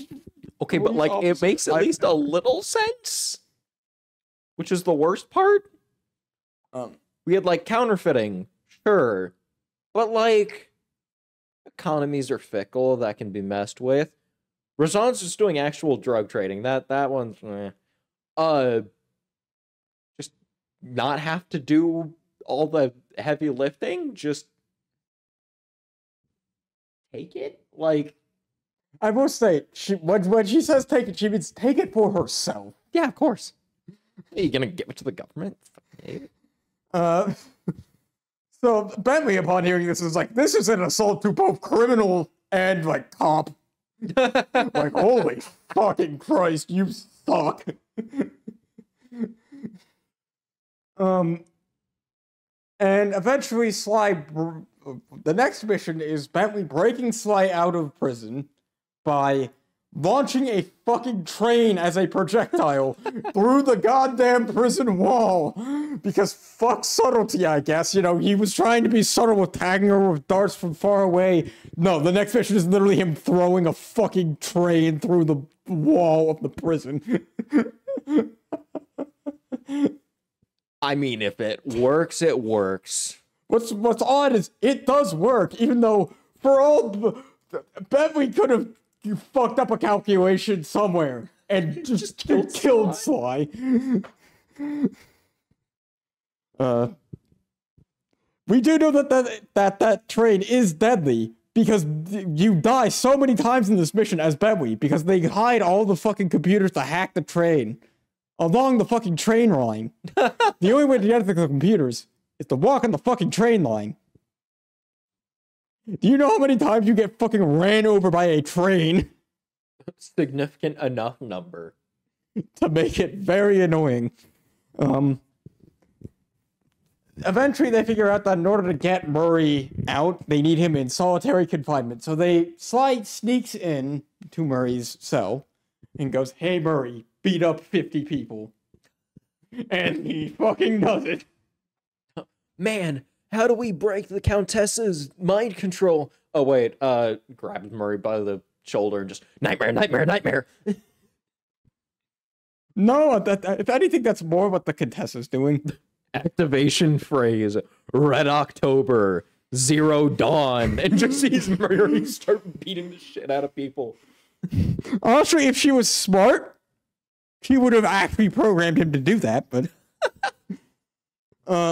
So Murray starts complaining to Sly, before he beats up people, that she's forcing him to eat food that's very spicy. It's covered in spice. We don't really know why yet. When you go to break out Murray, you get into the prison by blowing the fucking gate down with a tank that you hijack from the Contessa, because she just has a singular tank patrolling her house. Look, it's really hard for prisoners to escape if you delete them with a, like, I would like to say it's not solid round. I would like to say it's not patrolling the prison. It's patrolling her house, which is separate from the prison. Even better. So I don't know what the fuck. Look, thieves can't get away with your loot if you, like I said, delete them with like a, what is it called, like Sabo? Like a Sabo shell. And just... But anyway, so yeah, then blow the fucking doors off this prison, because fuck subtlety. Which, I mean, I guess fair enough. At this point, you've already thrown a train through the goddamn wall. They get in there, and Murray is fucking tweaking. Murray's like going... Oh yeah, so tweaking. Like, literally. Yeah. They need him to get out of his container.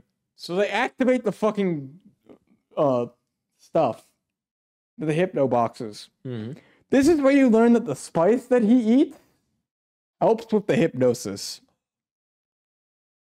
The spice helps with the hypnosis. Uh-huh. Dimitri runs a nightclub where he sells food covered in spice that he probably got from Rajan. Mm-hmm. We'll get to how it got there, because believe me, that's the next couple of jobs. You just work at FedEx. Dang. You see the FedEx CEO here yes, in all his glory. Absolutely split image. FedEx CEO, he had a vendetta against trees. Anyways. Look, wait, now here's the question. What was the Countessa using the pieces of clockwork for? Because, like, with the others, they have some kind of a... That comes soon. Yippee. So they break Murray out, and Murray is in so much of a rage that the only way that they can turn off the hypno boxes is by having Murray fucking destroy them. They destroy the hypno boxes, Murray snaps out of it, and Contessa comes in, he calls the Contessa a lousy, no-good head shrinker. And says, quote, "The only mental help that I need is to never be reminded of you ever again." Which is still not the best Murray line in the entire game. That comes to Don Octavio. We'll get to him in the third game. So basically, they run away, the Contessa, they follow her. Mm-hmm. And the Contessa gets into a blimp and flies away. Cut to the next episode, where the Contessa is at her castle. She's captured Carmelita, and she has her in the re-education tower. This is where we learn why she has the clockwork eyes. The clockwork eyes, according to the Thebes Raccoonus, can stop an opponent dead in their tracks. The eyes hypnotize. Oh, I thought you were gonna say they stop time, like they just the world. No, that's just a technique that Sly has that he can fucking do. Like I said, literally one of the pages in the Thebes Raccoonus that you find in the first game is just, "Sly, you found your ancestors' page about how to stop time for all guards in the vicinity." Oh, and I'm like, Bebba, you should be shitting yourself. Like, you as a nerd should be like, how the fuck? Oh fuck, Sly Cooper as a stand. We'll get to the stand battle eventually. That comes with General Sal, also known as Base Headman. Mm-hmm. Also known as Misogynist, but we'll get to that. Base. So, essentially, the Contessa is planning on using the eyes to train, to re-educate... Carmelita? Yeah, Carmelita. You might be able to already tell this. This is pretty much where the Contessa stops fucking around with the Claw gang, more or less. She still has the eyes, but that's just because the Arpeggio's a nice father, I guess. He's a nice guy. Look at him, he's a nice guy. Look, that looks like a trustworthy bird. I mean, he's a fucking... For as smart as this bird is. We ain't gotta worry about that part. The other thing is that Neela has been contracted by Interpol to stop the Contessa by any means necessary. So she hires a fucking mercenary group to go to war with the Contessa. So, like, you're in Prague, and there's just fucking tanks rolling around everywhere. There's, like, airplanes in the fucking sky. The government hiring a bombs. mercenary group to overthrow a figure of authority? That could never happen. So, anyways, in the end, you end up freeing Carmelita. There's not much that's really important in this one. You get the eyes. Carmelita is on the run, obviously, from Interpol. Neela is just being Neela. If you haven't noticed, Neela kind of just double-crosses everybody constantly. That's why I said Revolver Ocelot, because she's the one who's constantly fucking double-crossing.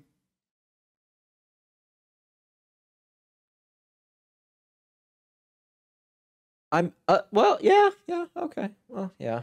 Yeah. That gets into why this man's a fucking dumbass. Later, but... Jean Besson. No. No, I know, I'm saying on to Jean Besson. Yeah. The Contessa, the Contessa might just be fucking dead. He's like, everyone else ends up in prison. I think the Contessa's just fucking dead. I think Sly just kills her. Like, everyone else is like, oh, you prison, you prison, you prison, you. Dead. So cut to, them all celebrating because congratulations, I bet we saved them from Yeah, prison rehabilitation. and stuff. Yeah. Move over to Canada. John Bassan's gotta move that fucking spice. Ooh, don't you know it? John Bassan operates a shipping business with his trains. Mans is literally just like me. He loves trains. Let's go. Quite literally for his first thing, yeah, no, that's his entire shtick. But we'll get to what the fuck he is now. John Bassan is older than the rest of these people here by a mile, because he was already this old when he was frozen solid in a mining accident. How does one accomplish that? You're mining ice, you fall into the water. That's fair. I didn't think of mining ice. I just thought of actual, like, coal mining, and I'm like, where the fuck in a mine did you get frozen solid? Eventually, he thaws out. And when he thaws out, he basically does the Giuseppe Stromboli method of fuck nature. Basically, the Giuseppe Stromboli method of I hate this thing, it wronged me. That's fair, yeah. So he essentially becomes one of the most skilled lumberjacks ever. And essentially deforest a bunch of shit in Canada. When we see him in the first thing, he has what's called his iron horses. They are what is moving the spice for the gang. The reason why John Bassan is in possession of the lungs and stomach is more or less the same reason why Rajan was in possession of the heart. They're pumps. He's using them to help fuel his thing. Essentially, you steal the blueprints for the iron horses from John Bassan, and you basically just commit train robberies.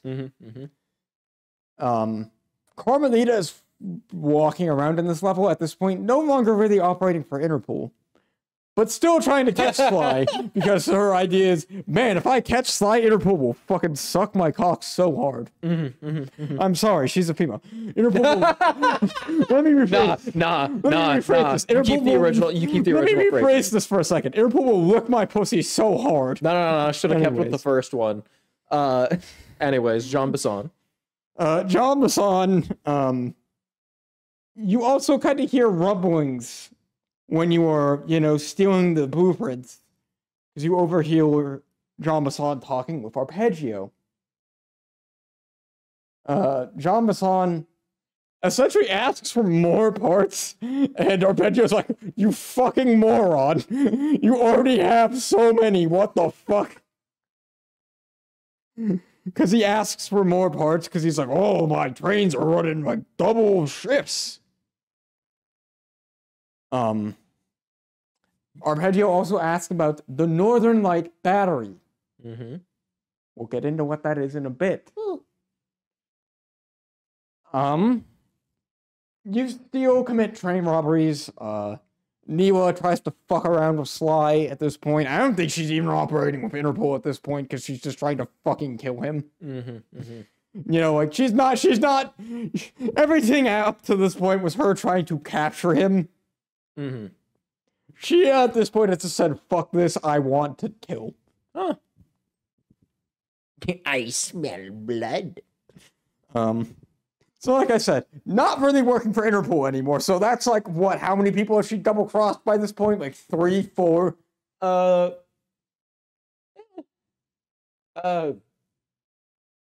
it's like Sly and the gang, and Carmelita, and then Interpol, so 3. Yeah.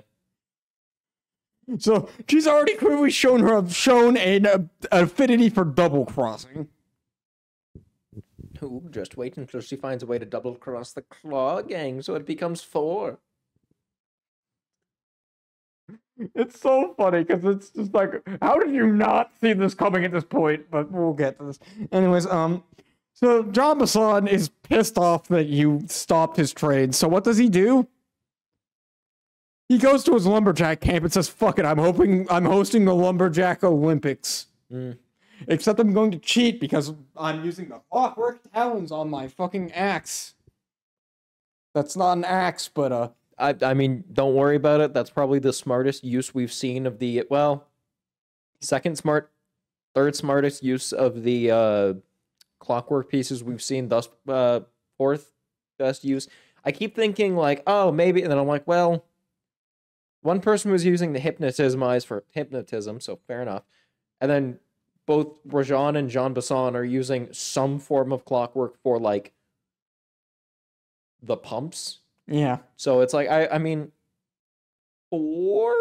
Not even sure what arpeggio is going to be. It might become fifth once I discover what arpeggio is using just the whole ass brain for. Oh, Arpeggio is the mastermind of all this. Everyone else has their own petty things that they're doing. That's why Jean Bassan's like, I want to be a fucking lumberjack. I'm gonna shove my talons on a fucking... I fucking love cutting trees. Literally, that's what the fuck this man does. He hosts the lumberjack Olympics. Mm-hmm. And essentially, he attached the talons to that crook there. And the crook enables him to cut down trees like a motherfucker. Hot knife through butter, yep. Yes. And essentially, what you learn is that the Northern Lights have been slowly disappearing. Some nights they're there, other nights they're gone. While you are here, you learn that Jean Bassan has been tasked with building the Northern Light Battery. Essentially, what the Northern Light Battery is it's a lighthouse that has been turned into a way to capture the Northern Lights and store them. Uh-huh. World's most complex solar power, but sure. Oh, he has no fucking care about the power. He really doesn't care about what the fuck's happening here. This man just wants lumberjack. That's literally why the fuck he's here. That's why this man is entirely here, because he's like, look, Arpeggio. As long as I can cut trees, I do not. He's like, look, Arpeggio, you have things that let me cut trees, let me move my stuff around all over the place. I love it.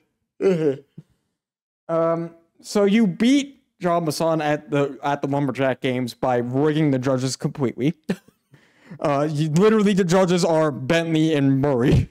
Eventually, Jean Bassan finds out about this and beats all of them over the head with his fucking whatever the fuck you want to call that, crook, cane.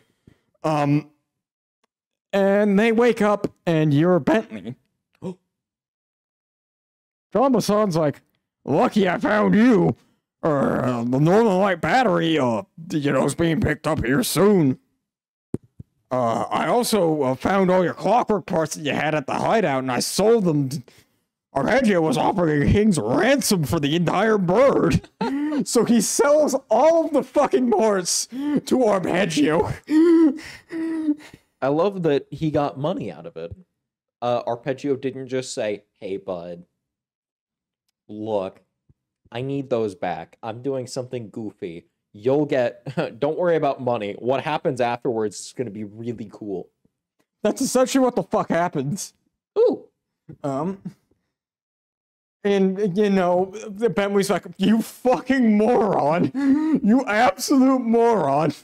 What the hell? Why would you do this? Why would you give him all of the fucking parts? While this is happening, Arpeggio is just assembling the parts of the bird like it's a fucking Lego set. Like instructions out, just like... Man is absolutely Voltroning right now. This part here. Man is absolutely, while this is happening, actively Voltroning. Fuck, where's this one piece? Oh, it's over here. Okay. That on there. That pretty much is what he's finishes assembling the bird, looks to the side, sees an extra piece, like... So anyways, Bentley somehow manages to beat Jean Bassan, despite Jean Bassan being a fucking hulking behemoth. Drugs, I guess. No, not drugs, bombs. Oh, even better.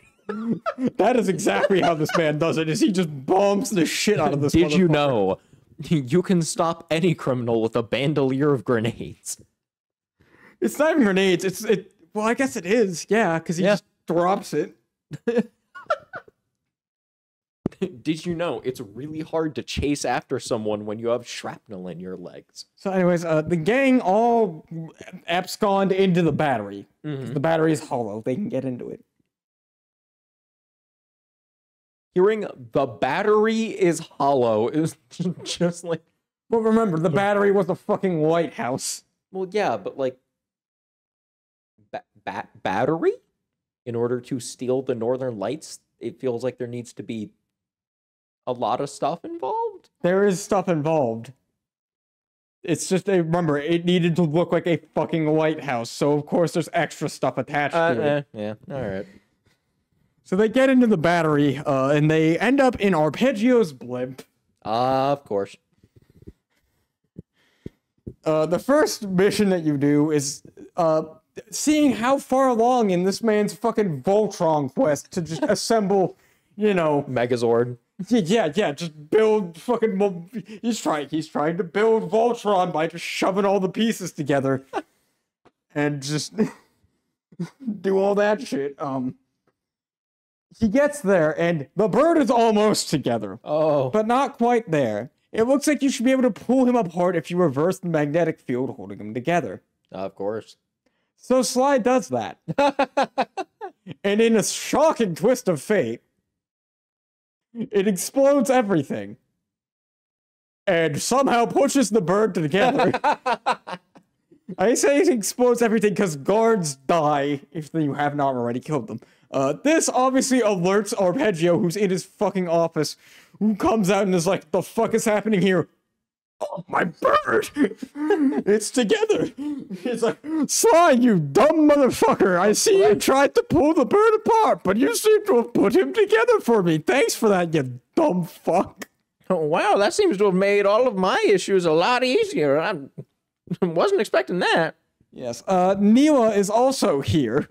You also learned at this point that Neela is Arpeggio's protege. So, that entire time when Neela was trying to tip you off about the clogging and all that shit, that was intentional. Yeah.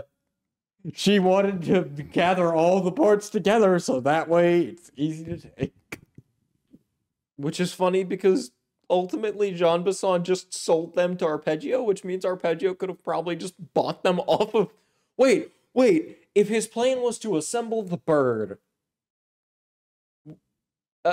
why did he his plan was to assemble the bird, and he clearly has a lot of money if he's willing to pay a king's ransom. Why the fuck did he not just keep all of the pieces of the bird and then sell, like... Because he needed help from everyone else. No, I know, but like, if you have enough money to pay a king's ransom for each piece... Because not everybody wants the money. Okay, but wouldn't they be able to just buy what they need with money? It's as they say, money makes the world go round. You can't buy a clockwork part is the ultimate thing that, like, the clockwork parts are very special. Okay, why wouldn't he just tip them off a little bit to what he's doing? Like, why should you have the clockwork pieces and not us? Okay, listen here, you dumb motherfucker. I can't recreate clockwork if he doesn't have any eyes. Here's the thing. We get into why the fuck all this shit's happening now. Because Sly's like, what the fuck is your end game? And this man just goes, immortality. Oh. that was not what I was... Oh, okay. I'm following now. No, I'm picking up. He doesn't necessarily want to become clockwork. He wants to learn how to build clockwork. Metal bird. In order to make clockwork alive again, you need hatred, right? Because that's what fuels the motherfucker. No hatred, clockwork dead. So how do you do that? Hypnotism? Because of the spice? Yep. Hypnotism, because of the spice. The blimp is en route to Paris right now. guess where Dimitri's, where Dimitri's nightclub that's been selling spice. Literally everybody is. Paris. Now do you see it all coming full circle? Oh yeah. Oh yeah. Why do you think he needs the Northern Lights? Howard the Hip. Nope, because the lights are the hypnotism show. Okay. It makes more sense if you saw the animation for hypnotism because it's like flashing lights and like spinning. No, I get the idea. So essentially his plan is to generate a gigantic fucking hate beam over Paris. Uh-huh. And with this beam, he will, make Clockwork alive again, and he will essentially go, "Hey, Clockwork, you mind if you make me immortal?" Which is still funny, because I imagine if he, actually succeeded in this, Clockwork would just be like, "Thanks for rebuilding me. Fuck off." No, that's what I fully expected would probably have happened.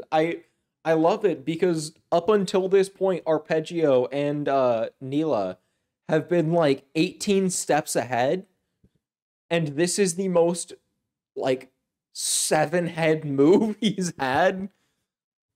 Like everything makes sense up until this point, pretty much, pretty much.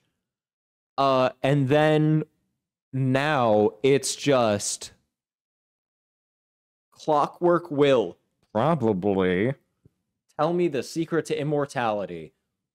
Although what would be even funnier is we don't even need the hate beam. Clockwork's own spite against Sly Cooper and the Cooper family is enough. You would think so, but apparently not. Apparently not. Apparently this man just is hungry and needs more hate. This man is like, "Me hungry." The man says, Sly Cooper. And you just see the eyes immediately open, just like, what? Cooper. And it's like, what? Because, whatever the fucking noise the eyes make when they're open is. In a shocking twist of fate, Neela says, "Dumb Arpeggio, I fucking backcrossed all of these motherfuckers. What makes you think I'm gonna backcross you?" Double cross. And climbs into the fucking bird and merges herself with the bird. I don't know fucking how, because Clockwork's not a mech, so I don't know. Wait, hold on. Actually, that raises an even better question, because there's supposed to be flesh in there, because he is basically a cyborg. Not a There's not full flesh. robot. I think it's that his personality is stored in the hate chip. By that logic, as soon as she merges with Clockwork, wouldn't the personality of Neela, in an act of just really standing ovation here. For both her and for fucking Arpeggio for not seeing the person who double-crossed, 3 people up to this point. Literally double-crossed everybody who she worked with. we are now up to double cross number 4. Literally double-crossed everyone who she fucking worked with. And it's literally like, "No, Neela, get the fuck out of the bird." And she's like, "Fucking dumb Arpeggio." It's my turn to be evil. So she gets into the bird. I don't know fucking how, because again, I assume she just uploads herself into the fucking bird, but the animation shows her climbing inside of him, so... She just spring-locked herself, I guess? Like, there's machinery in there. Yep. Don't question it. As far as we know, she uploads herself. Sure. Despite the animation. She comes to life and is like, "Behold, Clockla is born."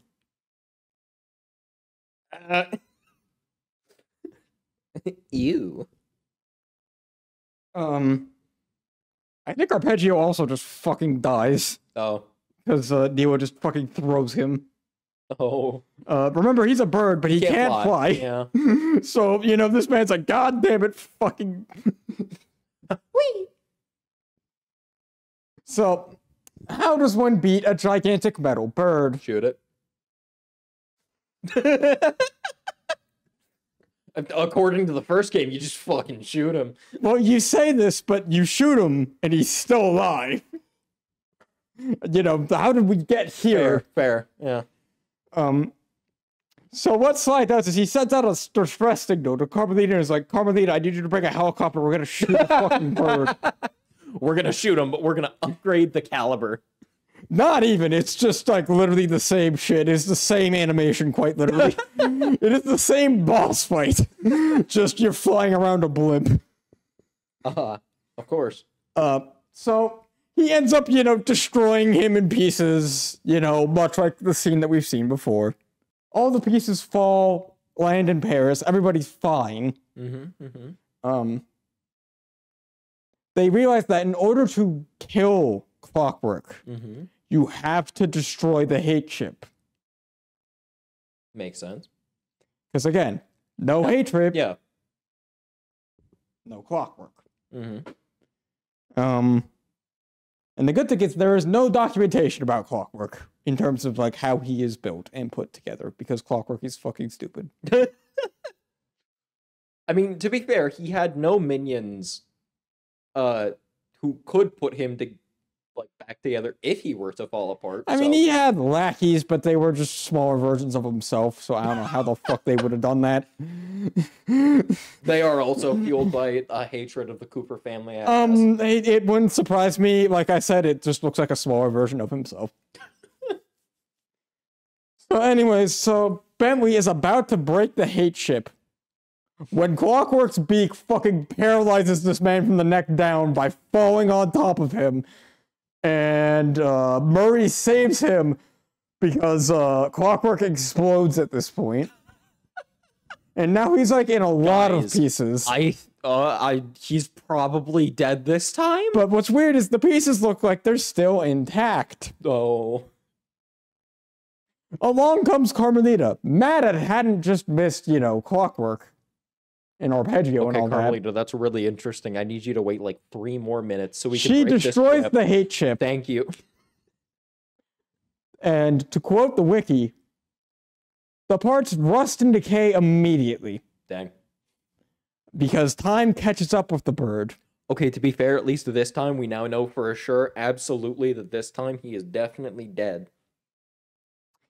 Yes, because the only other time we see him is in the 4th game, That's which what I was is assuming. fucking apocryphal. I don't think that's how you're supposed to use apocryphal, but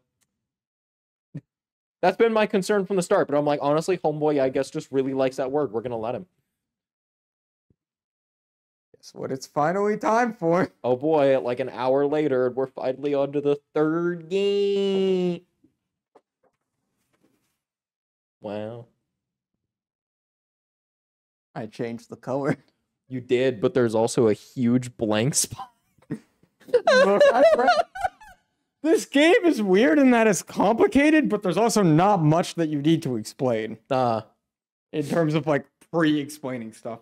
Well, I mean, considering our old antagonist is dead, like, for sure now. Yeah? Who? Well, I guess we'll get to that, but who is the villain of the 3rd game? It's not the Paradox Group, because that's 4. Who? Interpol? So, this game opens as a flashback. And what I mean by that is you're playing as Sly on Kane Island, which is a thing that I've neglected to fucking mention until now, god damn it.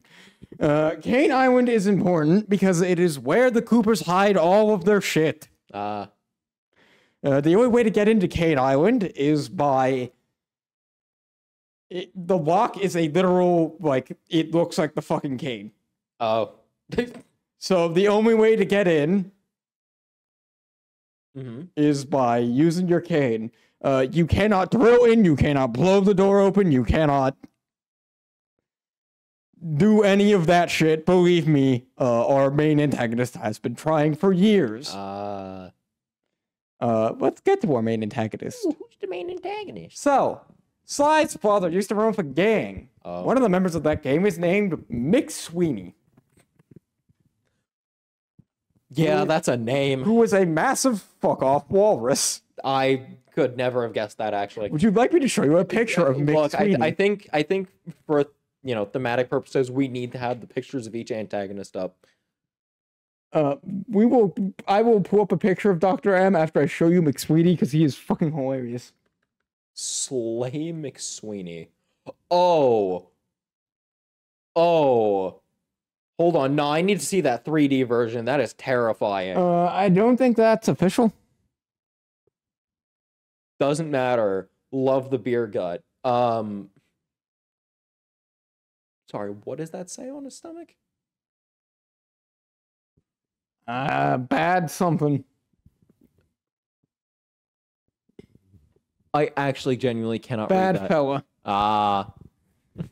So, yeah, that is McSweeney. Mm-hmm. He ran with Sly's father Of course. in their gang. Uh-huh.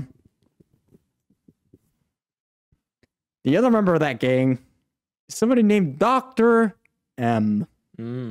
He was kind of the Bentley of their group. The M stands for clockwork. No. The M stands for what the fuck he is. Putting in a guess now. Monkey. Don't Oh, say it's- yes or no. Don't say yes or no. Just let's go.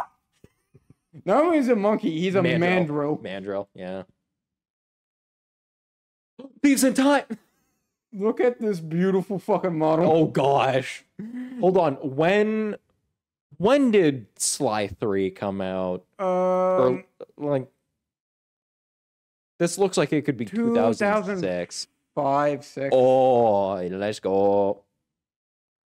Man, I sure do love when my villain hits a JoJo pose. We'll get to JoJo poses later, like I said. Let's go. He figured out about the Cooper Vault, and he was wronged by his Sly's father. Something, no honor among thieves. That is the name of the game. Let's go. Sly 3, Honor of Thieves. Honor Among Thieves.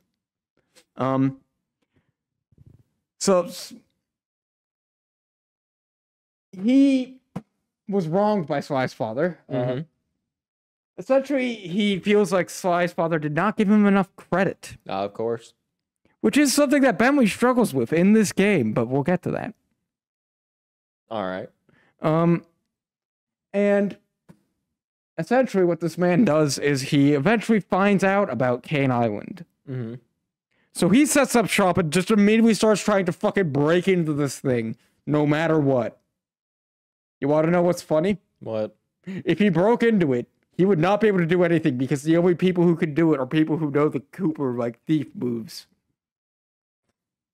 So, like, even once he opens it, assuming he, cracks the idea that you need a cane to enter the vault on Kane Island, he still wouldn't be able to get in. To be fair to him, I don't think it's that he doesn't know that he needs a cane, it's just that he can't get one. Which is stupid because I imagine that, because like I said, the cane is just a fucking object. There's nothing special really about it. Everybody has their own cane. If Jean Bisson can have his own cane, which is clearly just made of wood, I think Dr. M, who is on a fucking island, can just go to any of the trees and make a cane. Don't question it. So anyways, that's a thing. He's been trying to get in there for years. He's like been drilling the door, blasting the fucking door. Nothing's working. It's amazing that he didn't think to just ask Sly? Like, I don't think he knew that Sly existed. That's kind of funny.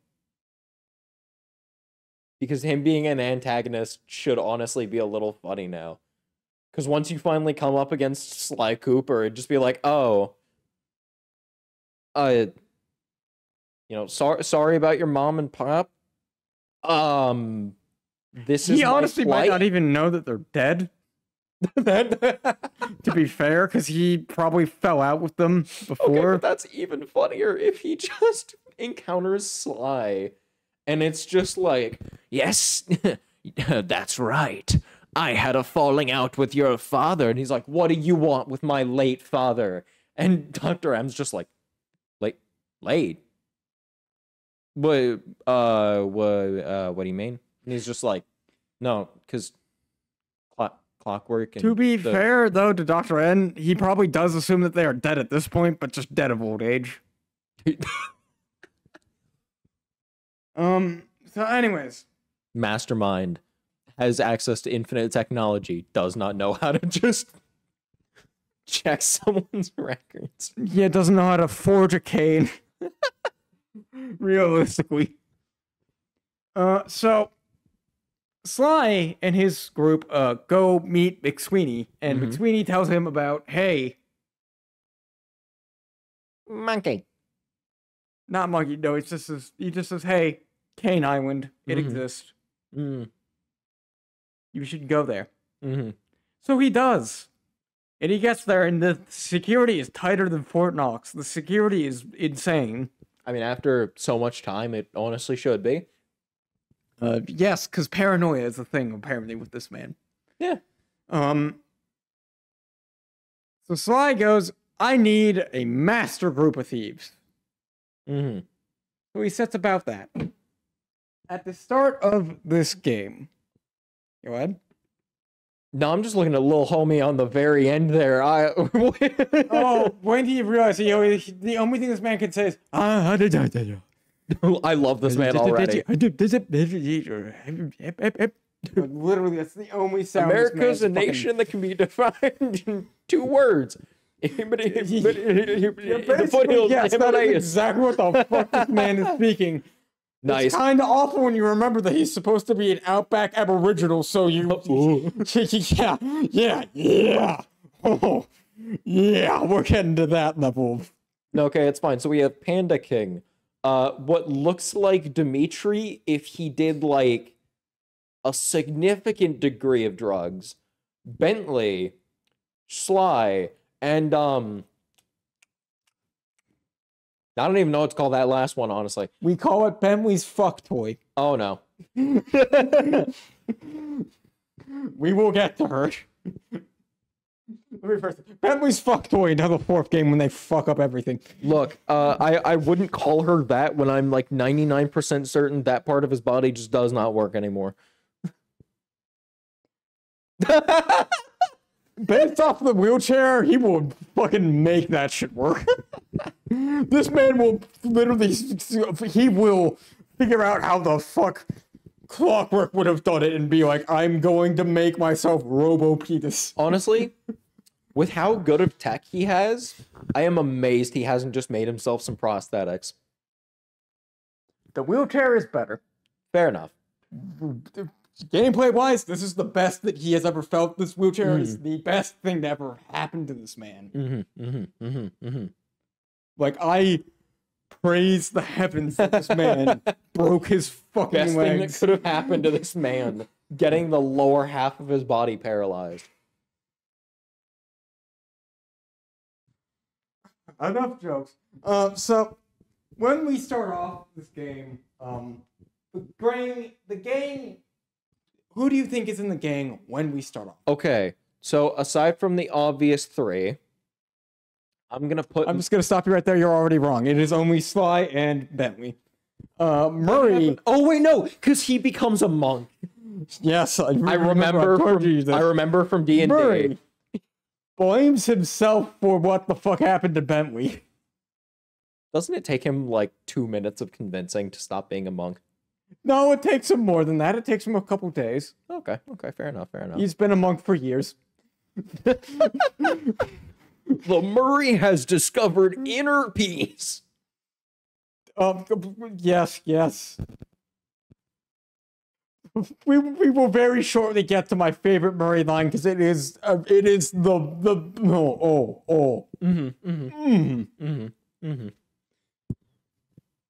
So, it is only Sly and Bentley. Which, as a gameplay perspective, I saw that at first, and I'm like going, oh, fuck, having memories of Sly 2, the missions before we broke Murray out of prison. I thought you were just saying the missions before we broke Bentley. No. The missions before this man became a fucking cripple. I fear for that because the Sly missions in this game are great. The Bentley missions in this game are fun every once in a while, but man, when they're the only missions available, do you realize that Bentley just sucks as a playing character? Anyways, so they catch wind that Murray has surfaced in Venice, Italy. Monasteries are in Venice, Italy. Oh, believe me, there's a good reason he's in Venice, Italy. Oh boy. No, Venice, Italy also happens to be the stomping grounds of, let me get to the picture here, Don Octavio. You were right about Phantom of the Opera. This man is an opera singer. Oh, okay. Okay, so that is what they were going for. I mean, I was thinking like, 'cause Phantom of the Opera, Phantom of the Opera, was a half mask Yeah. because of his disabled or disfigured, not disable. Wrong word. Again, don't ask about the Mask of Ra. We will get to the Mask of Ra and why it counts as a villain. I would like to ask about the mask. Nah, I'm kidding. That, if anything, only gives me infinitely more questions. Oh, believe me, buddy, don't worry. Wait till you get to my answer, and my answer's just, don't think about it. Oh. So Don Octavio is just basically a man who runs an Italian mafia who's pissed off because rock music became popular and nobody's listening to opera anymore. If there was any, and I mean any, sort of... I mean, well, first off, if I had $1 for every time there was a Sly Cooper villain whose entire theme was just being a mafia boss, I'd have $2. Which is a little weird, but honestly not the weirdest have 3 thing. because there's someone in the 4th game called El Jefe who, though not a mafia boss, is clearly supposed to be a fucking drug kingpin. I'm not counting that. No. I'm going for specifically mafia inspired. That's not mafia. That's like cartel, which is somehow worse. But like, I'd have $2. It's really weird how the first one is just kind of normal. It's good old mugshot. He runs a casino. Very mafia thing to do. This man in front of me, he wants to, his whole thing is rock music is too pop. Of all the, of all the different, like, music styles that have become popular, it's not pop, it's rock. Which is arguably, like, been around for just long enough that his gripe is a little old, but we're not going to worry about that. Man, I can't wait for good old General Tsao, whose entire gripe is going to be like, I don't know, automatic cars. And them getting rid of the good old stick shift. No. General Tsao's gripe is even more fitting than that, but we'll get to.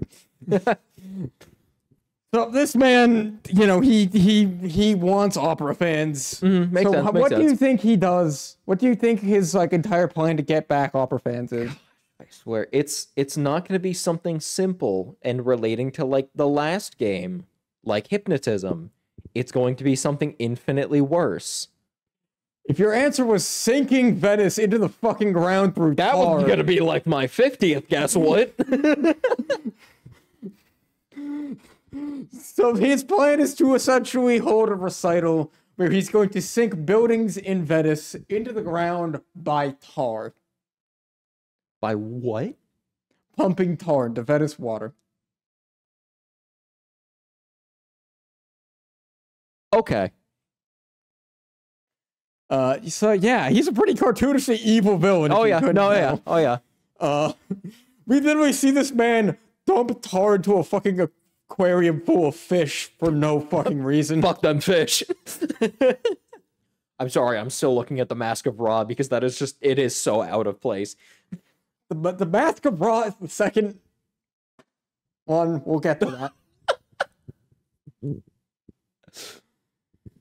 that. How this man conscripted the fucking sun god. I should state, he didn't. All of these people They're pretty much just randos who happen to fucking be there and are in That Sly's is way. hilarious. Of course, None of them are working together. of course, of course. So they find Murray. Mm-hmm. Murray was sent to Venice because he was told by his guru. I swear I'm getting jump scared by that fucking... Now, just out of curiosity, who out of this lineup do you think the guru is? Okay. As much as I would say Panda King, because it would make vague sense with it. Well, not really with his getup, but it would be like the closest thing to, like, I guess maybe Chinese mysticism. It feels spiritually like it would be the little Outback Steakhouse looking motherfucker. I feel like it's going to be something stupid, like the chameleon. I'm gonna say it is the goofy little guy, purely because I want it to be. I will save that for when we get to him. So anyways, Was I right?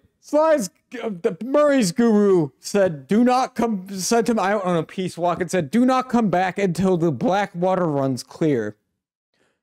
So the only reason Murray is in Venice is because literally Don Octavia was flooding the canals of Venice with tar. I actually should have considered that the little grem. Oh, he's a koala. I should have considered that man cannot speak any form of comprehensive English, but that would have made his advice even funnier. Sensei, what should I do to achieve enlightenment? Perfect, Sensei. But anyways, so Murray, at this point in his peaceful life walk, has sworn off violence completely. That's no good for Sly and Bentley. Yeah. They need, the Murray. Mm-hmm. But the Murray's not showing up, unfortunately. They actually meet Murray in Venice. Because when they are in jail, or not, when one of the first missions you do is you go to the local jail to see if Murray had been caught. Because he is probably still wanted for his crimes. And they get there. And there's a figure in the jail. Sly goes, "Hey, Murray, is that you?" And a familiar voice says, "Murray. That name really stayed in my pants, bro. What a crackerbox like you doing here, Cooper?" Says fucking Dimitri. Oh, that actually is Dimitri. Oh no! Which yes, he does call Sly a crackerbox here. Which again, every time he hears it, every time he says that, I'm like, racism? No, Crackerbox is different than Cracker. Also, Sly's more of like a sable gray. Well, not sable, more of a lighter gray. But, man, Dimitri, what happened? Actually, no. I already told you that he was in Venice in prison. No, that's fair, but like, they just kept his ass in the county jail. They didn't move him anywhere else.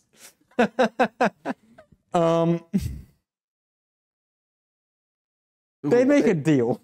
I'd also like to state, how the fuck does Sly confuse chameleon? Look at the size of Murray, and then look at how somehow skinny but still has a paunch. Dimitri. Look, to be fair, he has a mask. He does not have like prescription contacts. Anyways, so actually, hold on. Speaking of prescription, how fucking thick is Bentley's prescription that you cannot see his eyes? Well, I mean, both him and Penelope. No, you can see Penelope's eyes. Like, that's the thing. Those are just glasses. I mean, Bentley's glasses are apparently fucking thick as shit. Either that or they're constantly in a state of being fogged up. I don't know. Sly, come look at this. I mean, look, that's a pretty clear computer screen, but he's a mouth breather, maybe.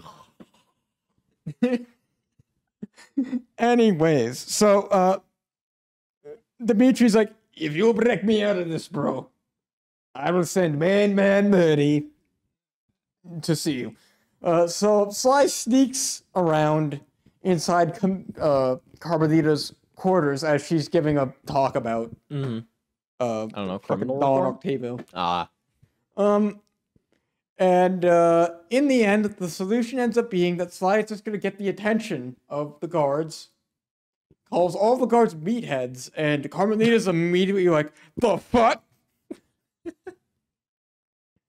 And they all run after him. And as they're running, coming out of the fucking sewers is Murray. Literally, Found them. literally comes out of a fucking manhole. Found the source of the town. No. So anyways, they agree to meet up, and eventually, Bentley convinces Murray to work together with them as long as it's peaceful. So Murray smashes up a bunch of tar barrels in Aboriginal ball form.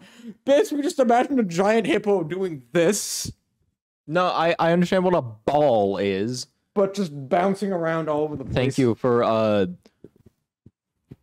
get your mic off the ground. Thank you for needing to show what a ball is. I will have you know, I have greater than toddler intelligence. Anyways, so yeah, that that happens. Stand up. Weirdly enough, he is very he's strict about it being peaceful, but he can still destroy stuff. Well, yeah, he said peaceful, just meaning bringing harm to others. So he destroys tar barrels. It also helps with the Blackwater running clear. In the end, Bentley has a opera sing-off with Don Octavio. God, I want to show you that scene because it is the funny. Oh, la la la la, like actual good singing. Yeah. And then Bentley's just la la la la. Just like very clearly robotic because it's a quick time event. Yeah. So it's just hilarious because it's just organic, very good singing, and then just that. Well, yeah, it's a bent. Look at this little mouth breather, bro. I don't think he has what it. I don't think He's he's got able to the hit pipes. that final high note decently. Yes, we know what a high note is. And they drop a fucking chandelier on this man's ass. That'll definitely take him out.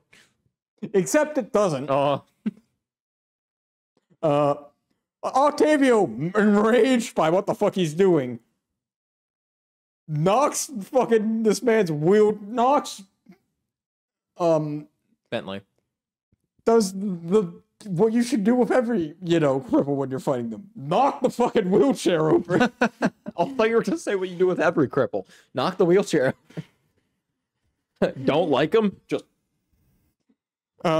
This probs one of the best lines I've ever heard in any piece of media, and it's fucking Murray, who happens to be looking at all of this. After Bentley goes, Murray, help. Bentley smashes his necklace. Murray smashes his necklace, goes, I'm done playing games. The Murray will floss his teeth with your spine. Keep in mind, he's still on a peaceful at this point. He proceeds to beat the absolute snot out of fucking Don Octavio? Yeah. Proceeds to have a boat ride, essentially. Well, Don Octavio sinks a couple of Venice's finest landmarks into the Just fucking a couple. sea. I like that he actually does get to do what the fuck he wanted to do for some stupid reason. Yeah. Man, does it bring Opera back? No. But man ends up in prison. Mm-hmm. Guess where all of his old fans are? In prison? Yep. As weird as this is, apparently he was always a mafia boss. So all of his fans were in prison, and he just didn't fucking note it. Huh. Look at that. Weird how that works out. So we have the Murray on the team. Mm-hmm.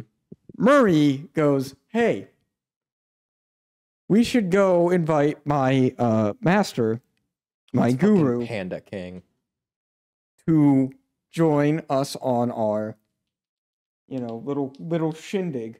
Also, I need to go to Australia to talk to him so that way I can, be let free from my peace walk." Mm-hmm. So they go to Australia, and they find out that miners have set in. Oh no, they're gonna talk about Minecraft and Skibbity Toilet. Chicken jockey. Now I just imagine a giant fuck-ass green kangaroo going chicken jockey. Chicken jockey. Anyways, so the miners are destroying a natural landmark that is very important to Oh the my gosh, my religion, guess was right. called Ayers Rock. Yeah. The religion that they believe in is called Dreamtime. You want to join our religion? It's where we sit in a circle and do ayahuasca. Yes, Oh, more or less. oh no. They also find that they've captured the guru. Now you've probably heard me calling him the guru. Mm-hmm. What do you think his actual fucking name is? Please tell me it's just Guru. So his name is Guru.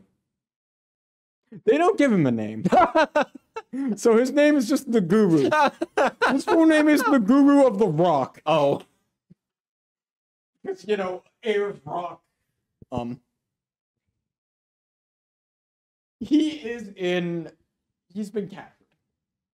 He's been captured, and Sly essentially tries to go break him out, and man's like, "No, I would love to join you, but I can't go anywhere or do anything until the miners are free, Mm-hmm. and I can't do that unless I can leave this place, leave the prison, Mm-hmm. and I can't leave this prison without my staff and rock." Okay, I'm sorry. I'm just absolutely mesmerized by the little homie giving his heart out to the people. See, look, staff, rock, Where? staff, No, I see the staff. rock. Gesture with the other hand. Why the fuck is it glowing? What the fuck is in this rock? Man, I sure do love art. What's in this rock? Dreamtime. Man, I sure do love my special religion around enriched uranium. Well, we do know that Murray is at least immune to that because he takes a fucking bath in it in this episode. Like, legitimately, there's a scene of him just going yippee and just fucking splashing around. Oh, that's great and all, but the idea of the Murray being immune to radiation because of enough exposure to Dreamtime. More or less, actually, but yeah. So essentially, what we have here is Sly goes and frees, gets this man's stuff. As they're doing that, they encounter the mask. Let's go. So it's just a floating mask. It's a spoopy floating mask. Ooh. This is the Mask of Dark Earth. Oh. Essentially, I think you get the idea. Yeah, Bad juju, yeah. the miners uncovered it. Yeah. No, this is It makes the wearer aggressive and big. Who the fuck is wearing it? It attaches itself to random people. Oh, okay. In the end, they end up getting rid of the miners by infesting their home with scorpions. Yeah, that'll do it. Remember, you're in Australia, so that's No. Yeah. That's Yeah, a dead. yeah. That's a No, dead. that makes sense. And then they deal with the Mask of Dark Earth by just. They just kind of let the Mask of Dark Earth fuck off. No, I was thinking like Murray just grabs it, and while everyone's talking, like, Man, guys, I wonder how we're gonna. You just see Murray lift it up, and then you hear a snap, just like, what? No, Murray, what'd you do? And he's just holding up the two pieces, like, the Murray has disposed of the mask. It's not that they just let you the fuck off. It's that the guru seals it away. Oh, okay, see, there you go. There you go. It attached itself to Carmelita. Carmelita became big. There's a bizarre fucking sexual scene where you climb up Carmelita's ass, up her fucking tail, up her hips, up her boobie, and then fucking knock the mask off. That would not have been nearly as funny if you hadn't just gone up her boobie. What's your favorite part of a woman? Boobie. What the fuck do you want me to say here? Like, yes. Chest? Like, what the fuck? Anyways, yeah, it is a fucking weird scene. Like, you have to do this twice. Dang, I really saw it the first time. I just went, do it again. Also, of course, it'd be Carmelita. We gotta fit in probably back to being Interpol. Yeah, no, she got her job back. Nice. Well, I mean, yeah, after like the other police detective is dead, and I guess warden, who also for some reason was fulfilling the duties of a detective, was actually a criminal and also dead now.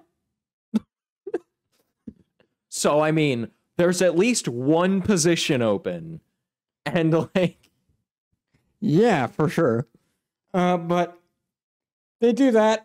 They troll Carmelita by taking pictures with her fucking camera. I think Sly kisses her again when she's fucking incapacitated. Whoa, Sly! Look, something that you realize is everybody wants to fuck Sly in this game. Much to Murray, not much to Bentley's dismay, but we'll get to that. Bentley goes on a whole fucking incel arc. Oh no. Don't worry, the demolitions man who uses bombs doesn't do anything too drastic in his incel arc. He just kind of complains.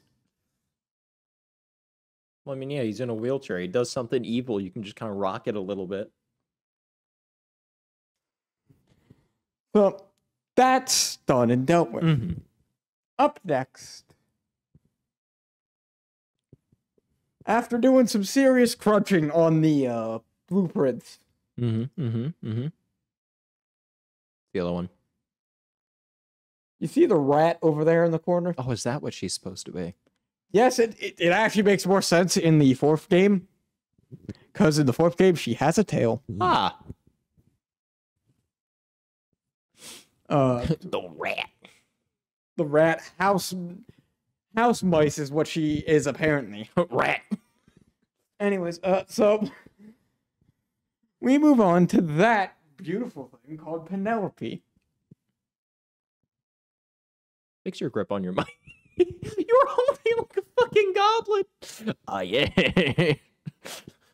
Oh, it's also funny watching you gesture with the mic. It's just like, dog. There you go. All right, so we got Penelope the rat. Yeah, if you can't tell by the remote that is permanently fused to her in this art. I mean, yeah. So we have Tech Wiz 2, except not looking constantly pissed. Tech Wiz 2, except actually kind of she is the nerdy e-girl of this group. Do not say e-girl. You fucking rat. I wish I could describe her any other way, but that is... I do not think you have a great concept of what e-girl means. Also, this is 2006. Fuck you gonna do, post to Facebook? Yes, that's actually how they fucking meet each other. They meet each other through instant messaging. Sly, I'm finding more members of our crew on... Yes, that is literally what happens. Man's like, we need an RC expert. I met someone on a forum, and he shows a picture of her, and it's just this picture of this nice, curvaceous-looking lady in a dress with like Penelope's face taped on top of it. To be fair, Bentley did the same thing to her. It's just this Jack Turtle with Bentley's head taped on top of it. I met this girl on Facebook Marketplace. She says she has an RC drum. Penelope works for the Black Baron. Oh. She agrees to join the group if they could beat the Black Baron at his annual dogfight competition. The Aces. No. Yeah, I'm following. So the group all pack up, go to Holland, and fight this motherfucker. No, now that you zoomed in, you can actually see that the fucking bird is all crusty as shit. Like I said, I don't know what the fuck happened to the flea here. He is dissolving. So the Black Baron, he is a master dog fighter. Mainly because the dog fighter is a cat. Yeah, that's fucking hilarious. It's unclear what animal this I is. think that's a cat. Could be. No, hold on. No, I'm checking this. No, do not. You can't stop me, white boy. Oh my god, he's gonna actually spoil it. God damn it, fuck you. It's gonna be funny. So yeah, whatever the fuck that is. Like I said, looks like a cat, honestly, because like the eyes. I mean, like killer mustache though. No, like it's even coming down to like little things. As somebody who has a mustache and that shit blowing in the wind, I'm gonna just tell you. No, that's a good looking mustache, not like yours. Yeah, I'm not saying it's not a good looking mustache. I'm just saying that shit blowing in the wind gotta suck. He just has it taped down to the sides of his head whenever he's flying, just like. Yeah. Anyway, so they go just now noticed what the fuck is going on with the pirate's hook. Oh, okay, buddy. Okay. Because at first it only registered as like, oh, he's holding a saber. And then it kind of registered as like, okay, he also has like a hook. I guess it's an attachment. And then my brain just now processed the like corkscrew. And it's like, wait a minute. But yeah, on to the Baron. Yeah, so the Baron is a very skilled dog fighter, mainly because he cheats. How noticing what's going on with the Baron's legs. Absolute tiny. Well, there's a reason. No, I know. We will get to that. It's a surprise reason that'll come up later. It's a surprise. It's a surprise. It's a surprise. All right, okay. It's a surprise. So the Baron cheats, and how he cheats in his Aces competitions is if he is in fear of losing, he summons in gunships to fucking destroy the other opponents. Yeah, that'll do it. I mean, look, I'm already questioning the legality of this sport in general, just because it's a fucking sport. I don't think you can technically look. Legalize dogfighting as a sport. I mean, considering where are they? Holland? I mean, like. No, that's I mean, if somebody gets injured or like dies, then you have a legal case. Assuming that nobody does, probably because they got shot down by gunships. If nobody's alive to tell, then like, what really happened? So, how the Cooper gang plans to win is by sabotaging everybody else. That'll do it. They also destroy the fuck out of the airships that are coming in to fucking back up the Baron. Makes sense. Fun fact that I will just bring up, Mugshot has a fucking team here. Let's go! I don't know why the fuck Mugshot's here, but he's here, and apparently he flies a plane. Let's go, Mugshot! This man has zero intelligence, so I don't think he knows how to fly a plane. His skill tree looks a little funky, but it works out. Don't ask how he got from Mafia Boss into the, flying ace, Indeed, Carmelita ends up 100% capturing this man before the finals. So yeah. Dang. I mean, what kind of crime can you even get Mugshot on? I mean, he's still a mafia boss, but like he didn't murder. Oh, well, yeah, I guess that's true. He did. Well, yeah. I mean, well, now I'm questioning if you can technically, you get a lighter sentence. Well, it's hard to say a lighter sentence than Clockwork when Clockwork is just actually dead. But because he wasn't the one that carried out the act, presumably? Anyways, so, yeah, Buckshot's here. He's Yeah. not really that relevant. They end up fighting the Baron. Mm-hmm. They're like wing walking on a wing of a plane. On a what plane? On the wing of a plane. Oh, okay. And Sly beats the fuck out of the Baron. And then the Baron's mask falls off. You wanna guess who's under the mask? Oh, boy. It's absolutely unknown who it could be, because I definitely didn't look it up. That's still the wrong one. Stupid rat. Yep.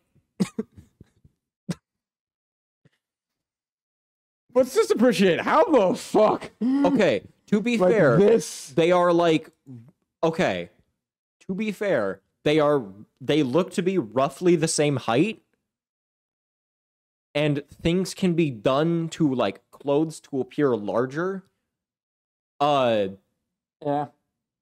No idea how she's gonna hold her own in a fight, because judging by the size of her like legs as the Baron, if Sly kicks her there once, her legs just fucking explode. Yeah, that is the biggest question: is how the fuck?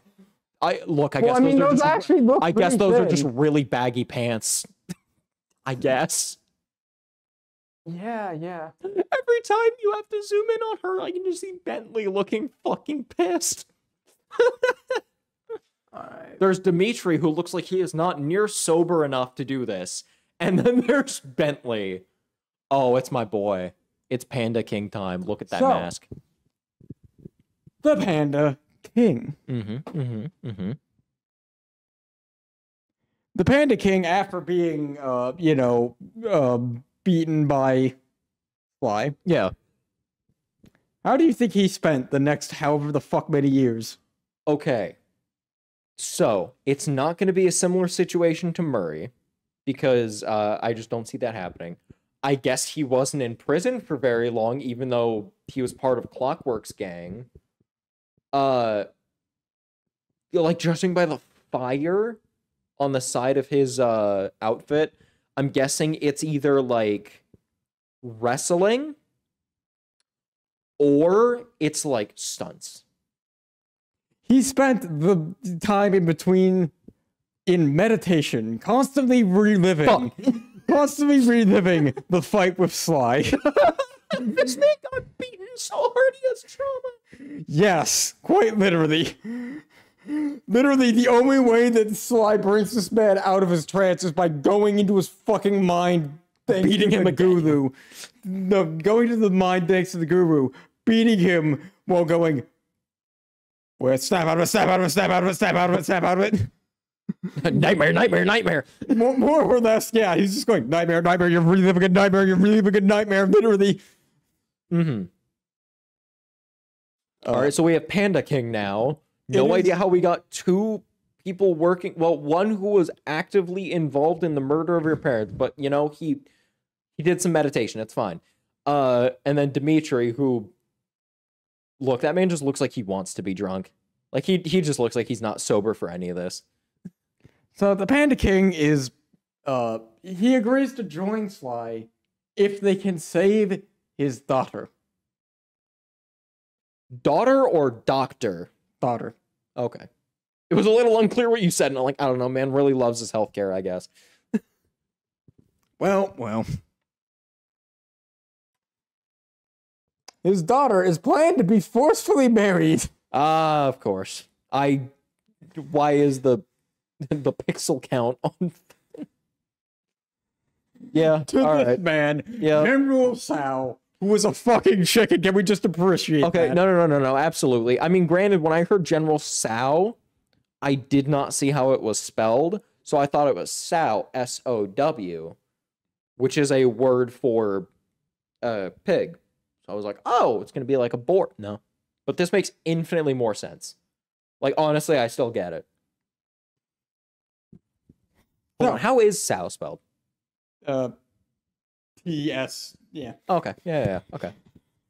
So, General Zhao, the backstory on this man's not really relevant. What you need to know is he wants to marry his... That is his one motivation. All right. More or less, yes. Yeah, okay, cool. Because he needs to find a suitable suitor for the House of Sao. Of course. Wait, how the fuck a chicken and a panda? Don't... Look, Bentley's trying to... I already said Bentley is trying to fuck the shit out of a rat, so I don't care. Fair. And then everybody's trying to fuck the shit out of someone. That's just true. Like, legitimately, by this point in the game, Penelope has already started actively hitting on Sly, even though Bentley's like, clearly, like, Penelope, I have some feelings for you. Oh, Sly. And Bentley's just like, Look, just you wait until the fucking mask starts hitting on Sly. yeah, Bentley's just sitting there. You can wear me anytime, and Sly just, what? Bentley's just sitting there, just like, but what about me? But what about Bentley? Bentley's here just like, why the fuck does this man have so much game? Well, no, Bentley knows why. Bentley's like, God damn it, I may be not as agile as Sly, but that doesn't mean I can't get bitches. God damn it, fuck. And then he realizes, fuck, I can't. We'll get to that. Boy. That All right, so we have General Sao who just wants to marry the panda. All right. Yes. He wants to marry the Panda King, the panda specifically because, in his mind, it's marrying two noble lineages. Sure. I mean, So he's the Panda King, so like, yes, he is an actual king. yeah, like, there's clearly something there. Royalty enough. I'm just now processing what is going on with this man's facial hair, but you know, that's fine. General Sao, as you probably can tell, is a bit of a misogynist. Just in the middle of fighting Sly, just fucking women, you just get Sly like, No, the quote is, she's a woman, she doesn't know right from wrong. whoa. Just like that? That's the exact quote, and every time I hear it in game, I'm always like, oh. To be fair, he is a villain, but like, Either way, I'm still never fucking prepared for it, because it's just like, whoa, what the fuck? we're hitting levels of Burger King on International Women's Day, tweeting out women belong in the kitchen. They explained later what they meant, but it was still a funny occurrence. God, some marketing. Like Some marketing person got their job fucking. oh no, taken from them. some marketing, like whoever was in charge of that Burger King marketing clearly got fucking crucified. But like, just actually burned at the stake. But like, it's funny because they had to release a tweet afterwards that's like, what we meant was there is a large amount of gender disparity in the kitchen, and women should be represented just as much as men. Our original tweet was like not ideal, but regardless. All right, so they beat General Zhao. Yeah, Or so Zhao, sorry. you beat the shit out of him. This is the stand battle, because essentially, Zhao takes you to his family's battleground that's been around for generations. It allows you to float around. Oh, I was gonna say, where's the stand battle come in? This sounded like normal like gladiator. Nope, there it is.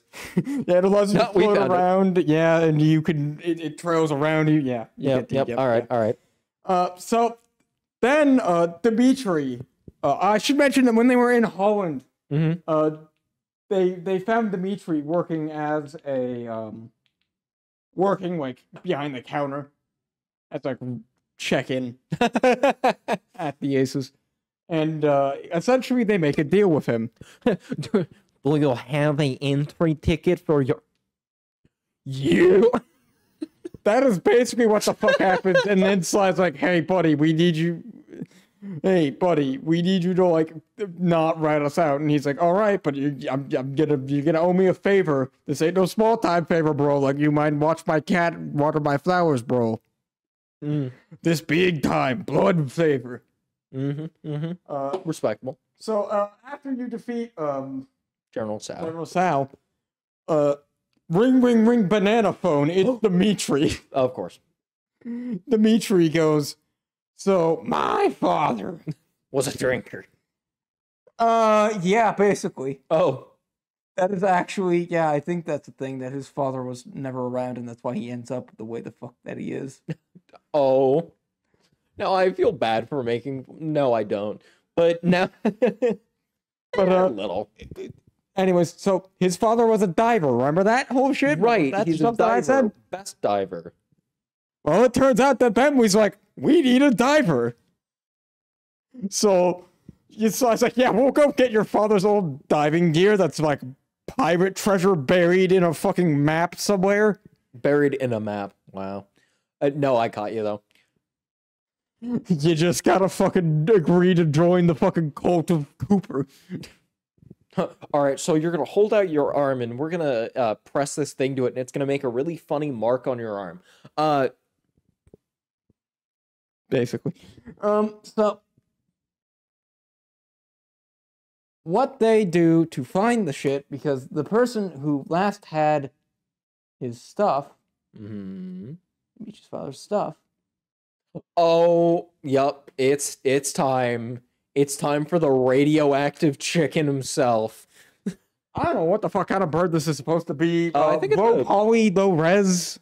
Parrot? Probably? Yes. Man, I love 8-pixel parrot. The place where they are in is Bloodbath Bay in the Caribbean. Of course. Actually, it's the Pirates of the Caribbean. Yes, this is actually where you play Assassin's Creed Black Flag for Let's go. 30 minutes. I never finished Black Flag. Not for like the next like 3 hours of gameplay. I wish I was joking. It's just bad Assassin's Creed Black Flag. You sail a ship around and everything. So, Well, to be fair, those were in the trail. Well, you didn't. Oh, no, there was only one trailing mission. That's actually where I stopped playing because when I last played it, I just didn't want to do a trailing mission because they were really bad. And it's even worse in a ship because you have a turning speed of 8 years. But regardless, all right, we're on to the parrot. Yeah, the Flea, the Flea is kind of just... Sorry, he's named LaFlea? The Flea. What? The Flea is a pirate. I can tell. Look, I wish I could fucking tell you more about this other than just like he exists. He has the map. He's also a fucking womanizer who tries to fucking take Penelope. We went from the dude who just actual misogynist to the other side of the coin. Dang. Well, I mean, he's a fucking pirate. What the fuck do you expect? I mean, that's fair. Like, yeah. So anyways, during all this, Bentley's like, oh, why does Penelope want Sly and not me? Sly gets incapacitated. Okay, you said, like, Bentley's moaning about that. I thought you were about to say that, like, LaFleur is just like, yar, you be getting 0 bitches, matey. He basically does say that. Essentially, when, like, Bentley's like, I love her, he's like, what the fuck? Just looks at the mouse, looks at the another turtle. Case of fucking General Side where he says something like, where he says something incredibly misogynistic where I'm just like, oh. Back at the well, it's another case of she doesn't have a choice in who the fuck. Oh, yeah. Okay, yeah. Well, to be fair, pirate, but they weren't exactly known as the most morally upstanding. So anyways, all this stuff happens. Bentley saves Penelope, and Penelope finally is like, man, fuck Sly. We did it, boys! And they go back to the safe house, and then for 3 straight hours, they fuck. Look, to be fair, he is a turtle. He's gonna need them 3 straight hours. Sly's just downstairs in the hideout waiting for Bentley to tell him to do something, and all he hears upstairs is fucking... Oh, no, see, you went for that. I thought you were gonna say just like that one video of the turtle humping a croc. It's just... He can just hear that through the hideout. It's just him on the couch like... The guy's like, all right, just let him have the game. Dude, just let him do it. Look. They're just sitting around like a table playing cards like... Yep. Dude, they're so loud. I can show you the idle animation right now. It's all of them just sitting there, essentially. So anyways, they find the treasure. They go sail to find it. Dig it up. Mm-hmm. Easy, simple. Let's go. And then we go to Kane Island, which is in the South Pacific. Of course. We're on to the final villain. I still can see his ass JoJo posing. Oh, yeah. Man is summoning his stand. Not really. I mean, if him summoning a stand would make him a better fucking boss fight, but yeah. Oh. It's even funnier because the Reddit you picked is somebody saying Dr. M challenge advice, which... I mean, the hardest part about that thing is just getting to it. That's fair. So they get there and they try to break in. And hey presto, we're back at the beginning of the game, where the game started. Let's go. With Sly about to be eaten by a gigantic fucking monster. Game literally starts with Sly going, it all started way back then, when I was in an orphanage. All these games start that way with Sly basically being like, I was an orphan, blah, blah, blah, blah, blah, blah, blah. So how do you think Sly manages to save Bentley? Because Bentley is literally about to be eaten by a fucking massive hook. You're right, he throws his fucking cane straight into this thing's mouth and just says, eat this motherfucker. Yippee! And it works. It drops Bentley, but then it throws his cane into the fucking water. It's a good thing we have a dive. Dimitri and the guru go to find it. And the guru. Mans is just holding his breath. They fail. Oh. Dr. N finds it first, puts a tracker on it, and then acts like he lost it in front of Sly. Sly. 800 IQ play from this monkey. Sly opens up the vault, goes in, and, you know, does his shit with his family. He gets in there and he learns a technique that his father did not write in the Thievius Raccoonus. Laser walk. Oh. Throughout the entirety of this series, you've seen like laser fences and stuff like that. Yeah. His father developed a way to walk on lasers like they're the ropes. So many questions with just that. assume that it's like an Indiana Jones thing of where, like, the invisible bridge, you just need to fucking believe. I guess, yeah. Sure. I don't know. Sure. Look, this man's already stopped time. Walking on light is, like, nothing now. So, Dr. N somehow gets in and starts attacking Sly. I don't know fucking how, because again, only a Cooper can really navigate the fucking thing. There's so many things here. This man probably has like a bunch of gadgets and Elon Musk money. I'm sure he can buy his way in at this point. I guess. Anyways, he gets in there and beats the shit out of Sly. I mean, to be fair, he has monkey strength, so like, yeah. Oh, that's not even him normally. Like, that's just him normally. He's not in the fucking military grade mech suit that he fucking takes out to beat the shit out of Sly. It's over for you, Sly. I have a Metal Gear. Essentially, yes. Yes. Sly is about to die. Mm-hmm. And then who should show up inside the vault other than Carmelita Fox? Who, again, how the fuck did you get in here? I guess Dr. M, like, disabled everything as he was making his way through. You can't disable physical things because it's like walking across tightrope, spire jumping. Okay, to be fair, he was probably doing none of that. Well, actually, hold on. This man is in a mech suit. I'm pretty sure he just walked that way in the mech suit. Unless you're telling me that mech suit is but how the fuck did Carmelita... Oh, absolutely no idea.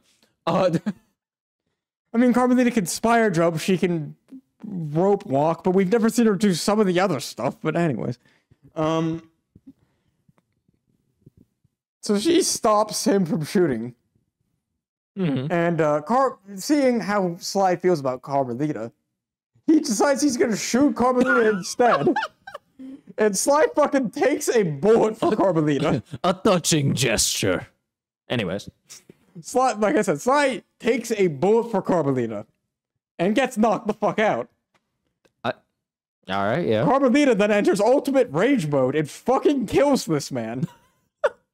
Again, every once in a while, someone doesn't just go to jail, they get fucking killed. This is a cop saying, fuck any kind of due process, I hereby give you the fucking death sentence. Fair enough. She manages to escape because this stuff is crumbling. And, he brings Sly with him. Mm-hmm. Sly wakes up and seems to have amnesia. Oh no. She tells him that he is her partner, Constable Cooper. Oh, he's actually just fucking dead. That's not a joke. Yes. He's just actually gone. Like I said, I don't say that people die often in this series because they don't. Yeah. Most of them just end up... Arpeggio is dead. Now here's my question. What is her name? The Countessa? The Contessa. Contessa. Probably prison. Oh yeah, okay, sure enough. Like I said, most of them do not die. They just Are those like the two that do? Yeah, Well, technically that- three, that because and I'm Clockwork. forgetting about... Well, Clockwork's a given. I'm talking like we watched that man age. Well, and then I guess... No, actually, yeah, so I guess what, 4? We're up to 4? Nayla, Arpeggio... Yeah, Neela does die because when she's in... Well, yeah, it fucking presumably, explodes. yeah. Yeah. So anyways, she tells Sly that she is her partner. Constable Cooper. I get the feeling this very unfortunately ties into... No, because I'm guessing there's more. Or we get to the end of the third game. And they ride off into the sunset together. What the fuck? Murray ends up becoming a race car driver. Where the fuck did that one come from? Murray is a skilled and competent driver. He's been the team's That's fair. driver That's for fair. all of the games. Sure. Bentley and Penelope end up together. Aw. Until Penelope decides, fuck this, fuck Sly's code of honor, we could have made so much money, and decides to join the Paradox. To quote, bring out the best in Bentley. And Bentley, when he finds this out, basically just goes, the fuck, Penelope, why? And Penelope's not having any of it. Yeah. So Penelope ends up in prison, ultimately. Mm-hmm. Which sucks for Bentley, because it means Bentley, after all this time, still gets no game. Even when he does have game, the game just decides to fuck your friends. This man got game. Unfortunately, it was for about, like... 2 seconds. Yeah, 2 seconds, and then, whoopsie daisy. The guru ends up teaching a rock band. Oh, that's a really fucking stupid pun. Okay. Yeah. Yeah. Because Guru of the Rock. Yeah, I gotcha. I don't like it, but I gotcha. That is pretty much everybody. Oh, the last thing I will mention is the last Dimitri? thing that you see. What about Dimitri and Panda King? Are they just chilling? Dimitri's chilling. Panda King, the only thing they say about Panda King is that he is now a ruler in China, and, which China in this day and age in the game seems to still be in, like, feudal era. Dang. Unfortunate, I guess. The only thing they say about Panda King is that he has been unsuccessful at finding a wife for his daughter due to his own vetting processes. Mm-hmm.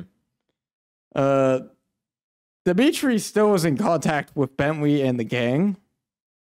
I don't know what the fuck he's doing, but he's doing. The last thing that you see in Sly is Years after the fact, Mm-hmm. Bentley is keeping an eye on Sly. Through his binocucom, Mm-hmm. Bentley sees Carmelita and Sly having a nice, lovely chat on a balcony. Mm-hmm. Carmelita goes in. Sly turns around, winks at Bentley, like looking straight down the camera, and then just walks inside. If you didn't catch the reference, that means that this man does not, in fact, have amnesia. I fully did. No, I fully did. Which is actually confirmed in the fourth game that he did not have amnesia and is just fucking with Carmelita for no reason. Other than just, man, I want that fox girl. No, I mean, fair enough. And, yeah. Do you have any other questions about this lovely series? No, I think I'm good. Great. Good job. Yippee! Maybe if you are lucky and I ever actually fucking finish the fourth game, but please do not make me do that because it sucks. No shock. I will cover it, but I doubt it. But, yeah. Fun stuff.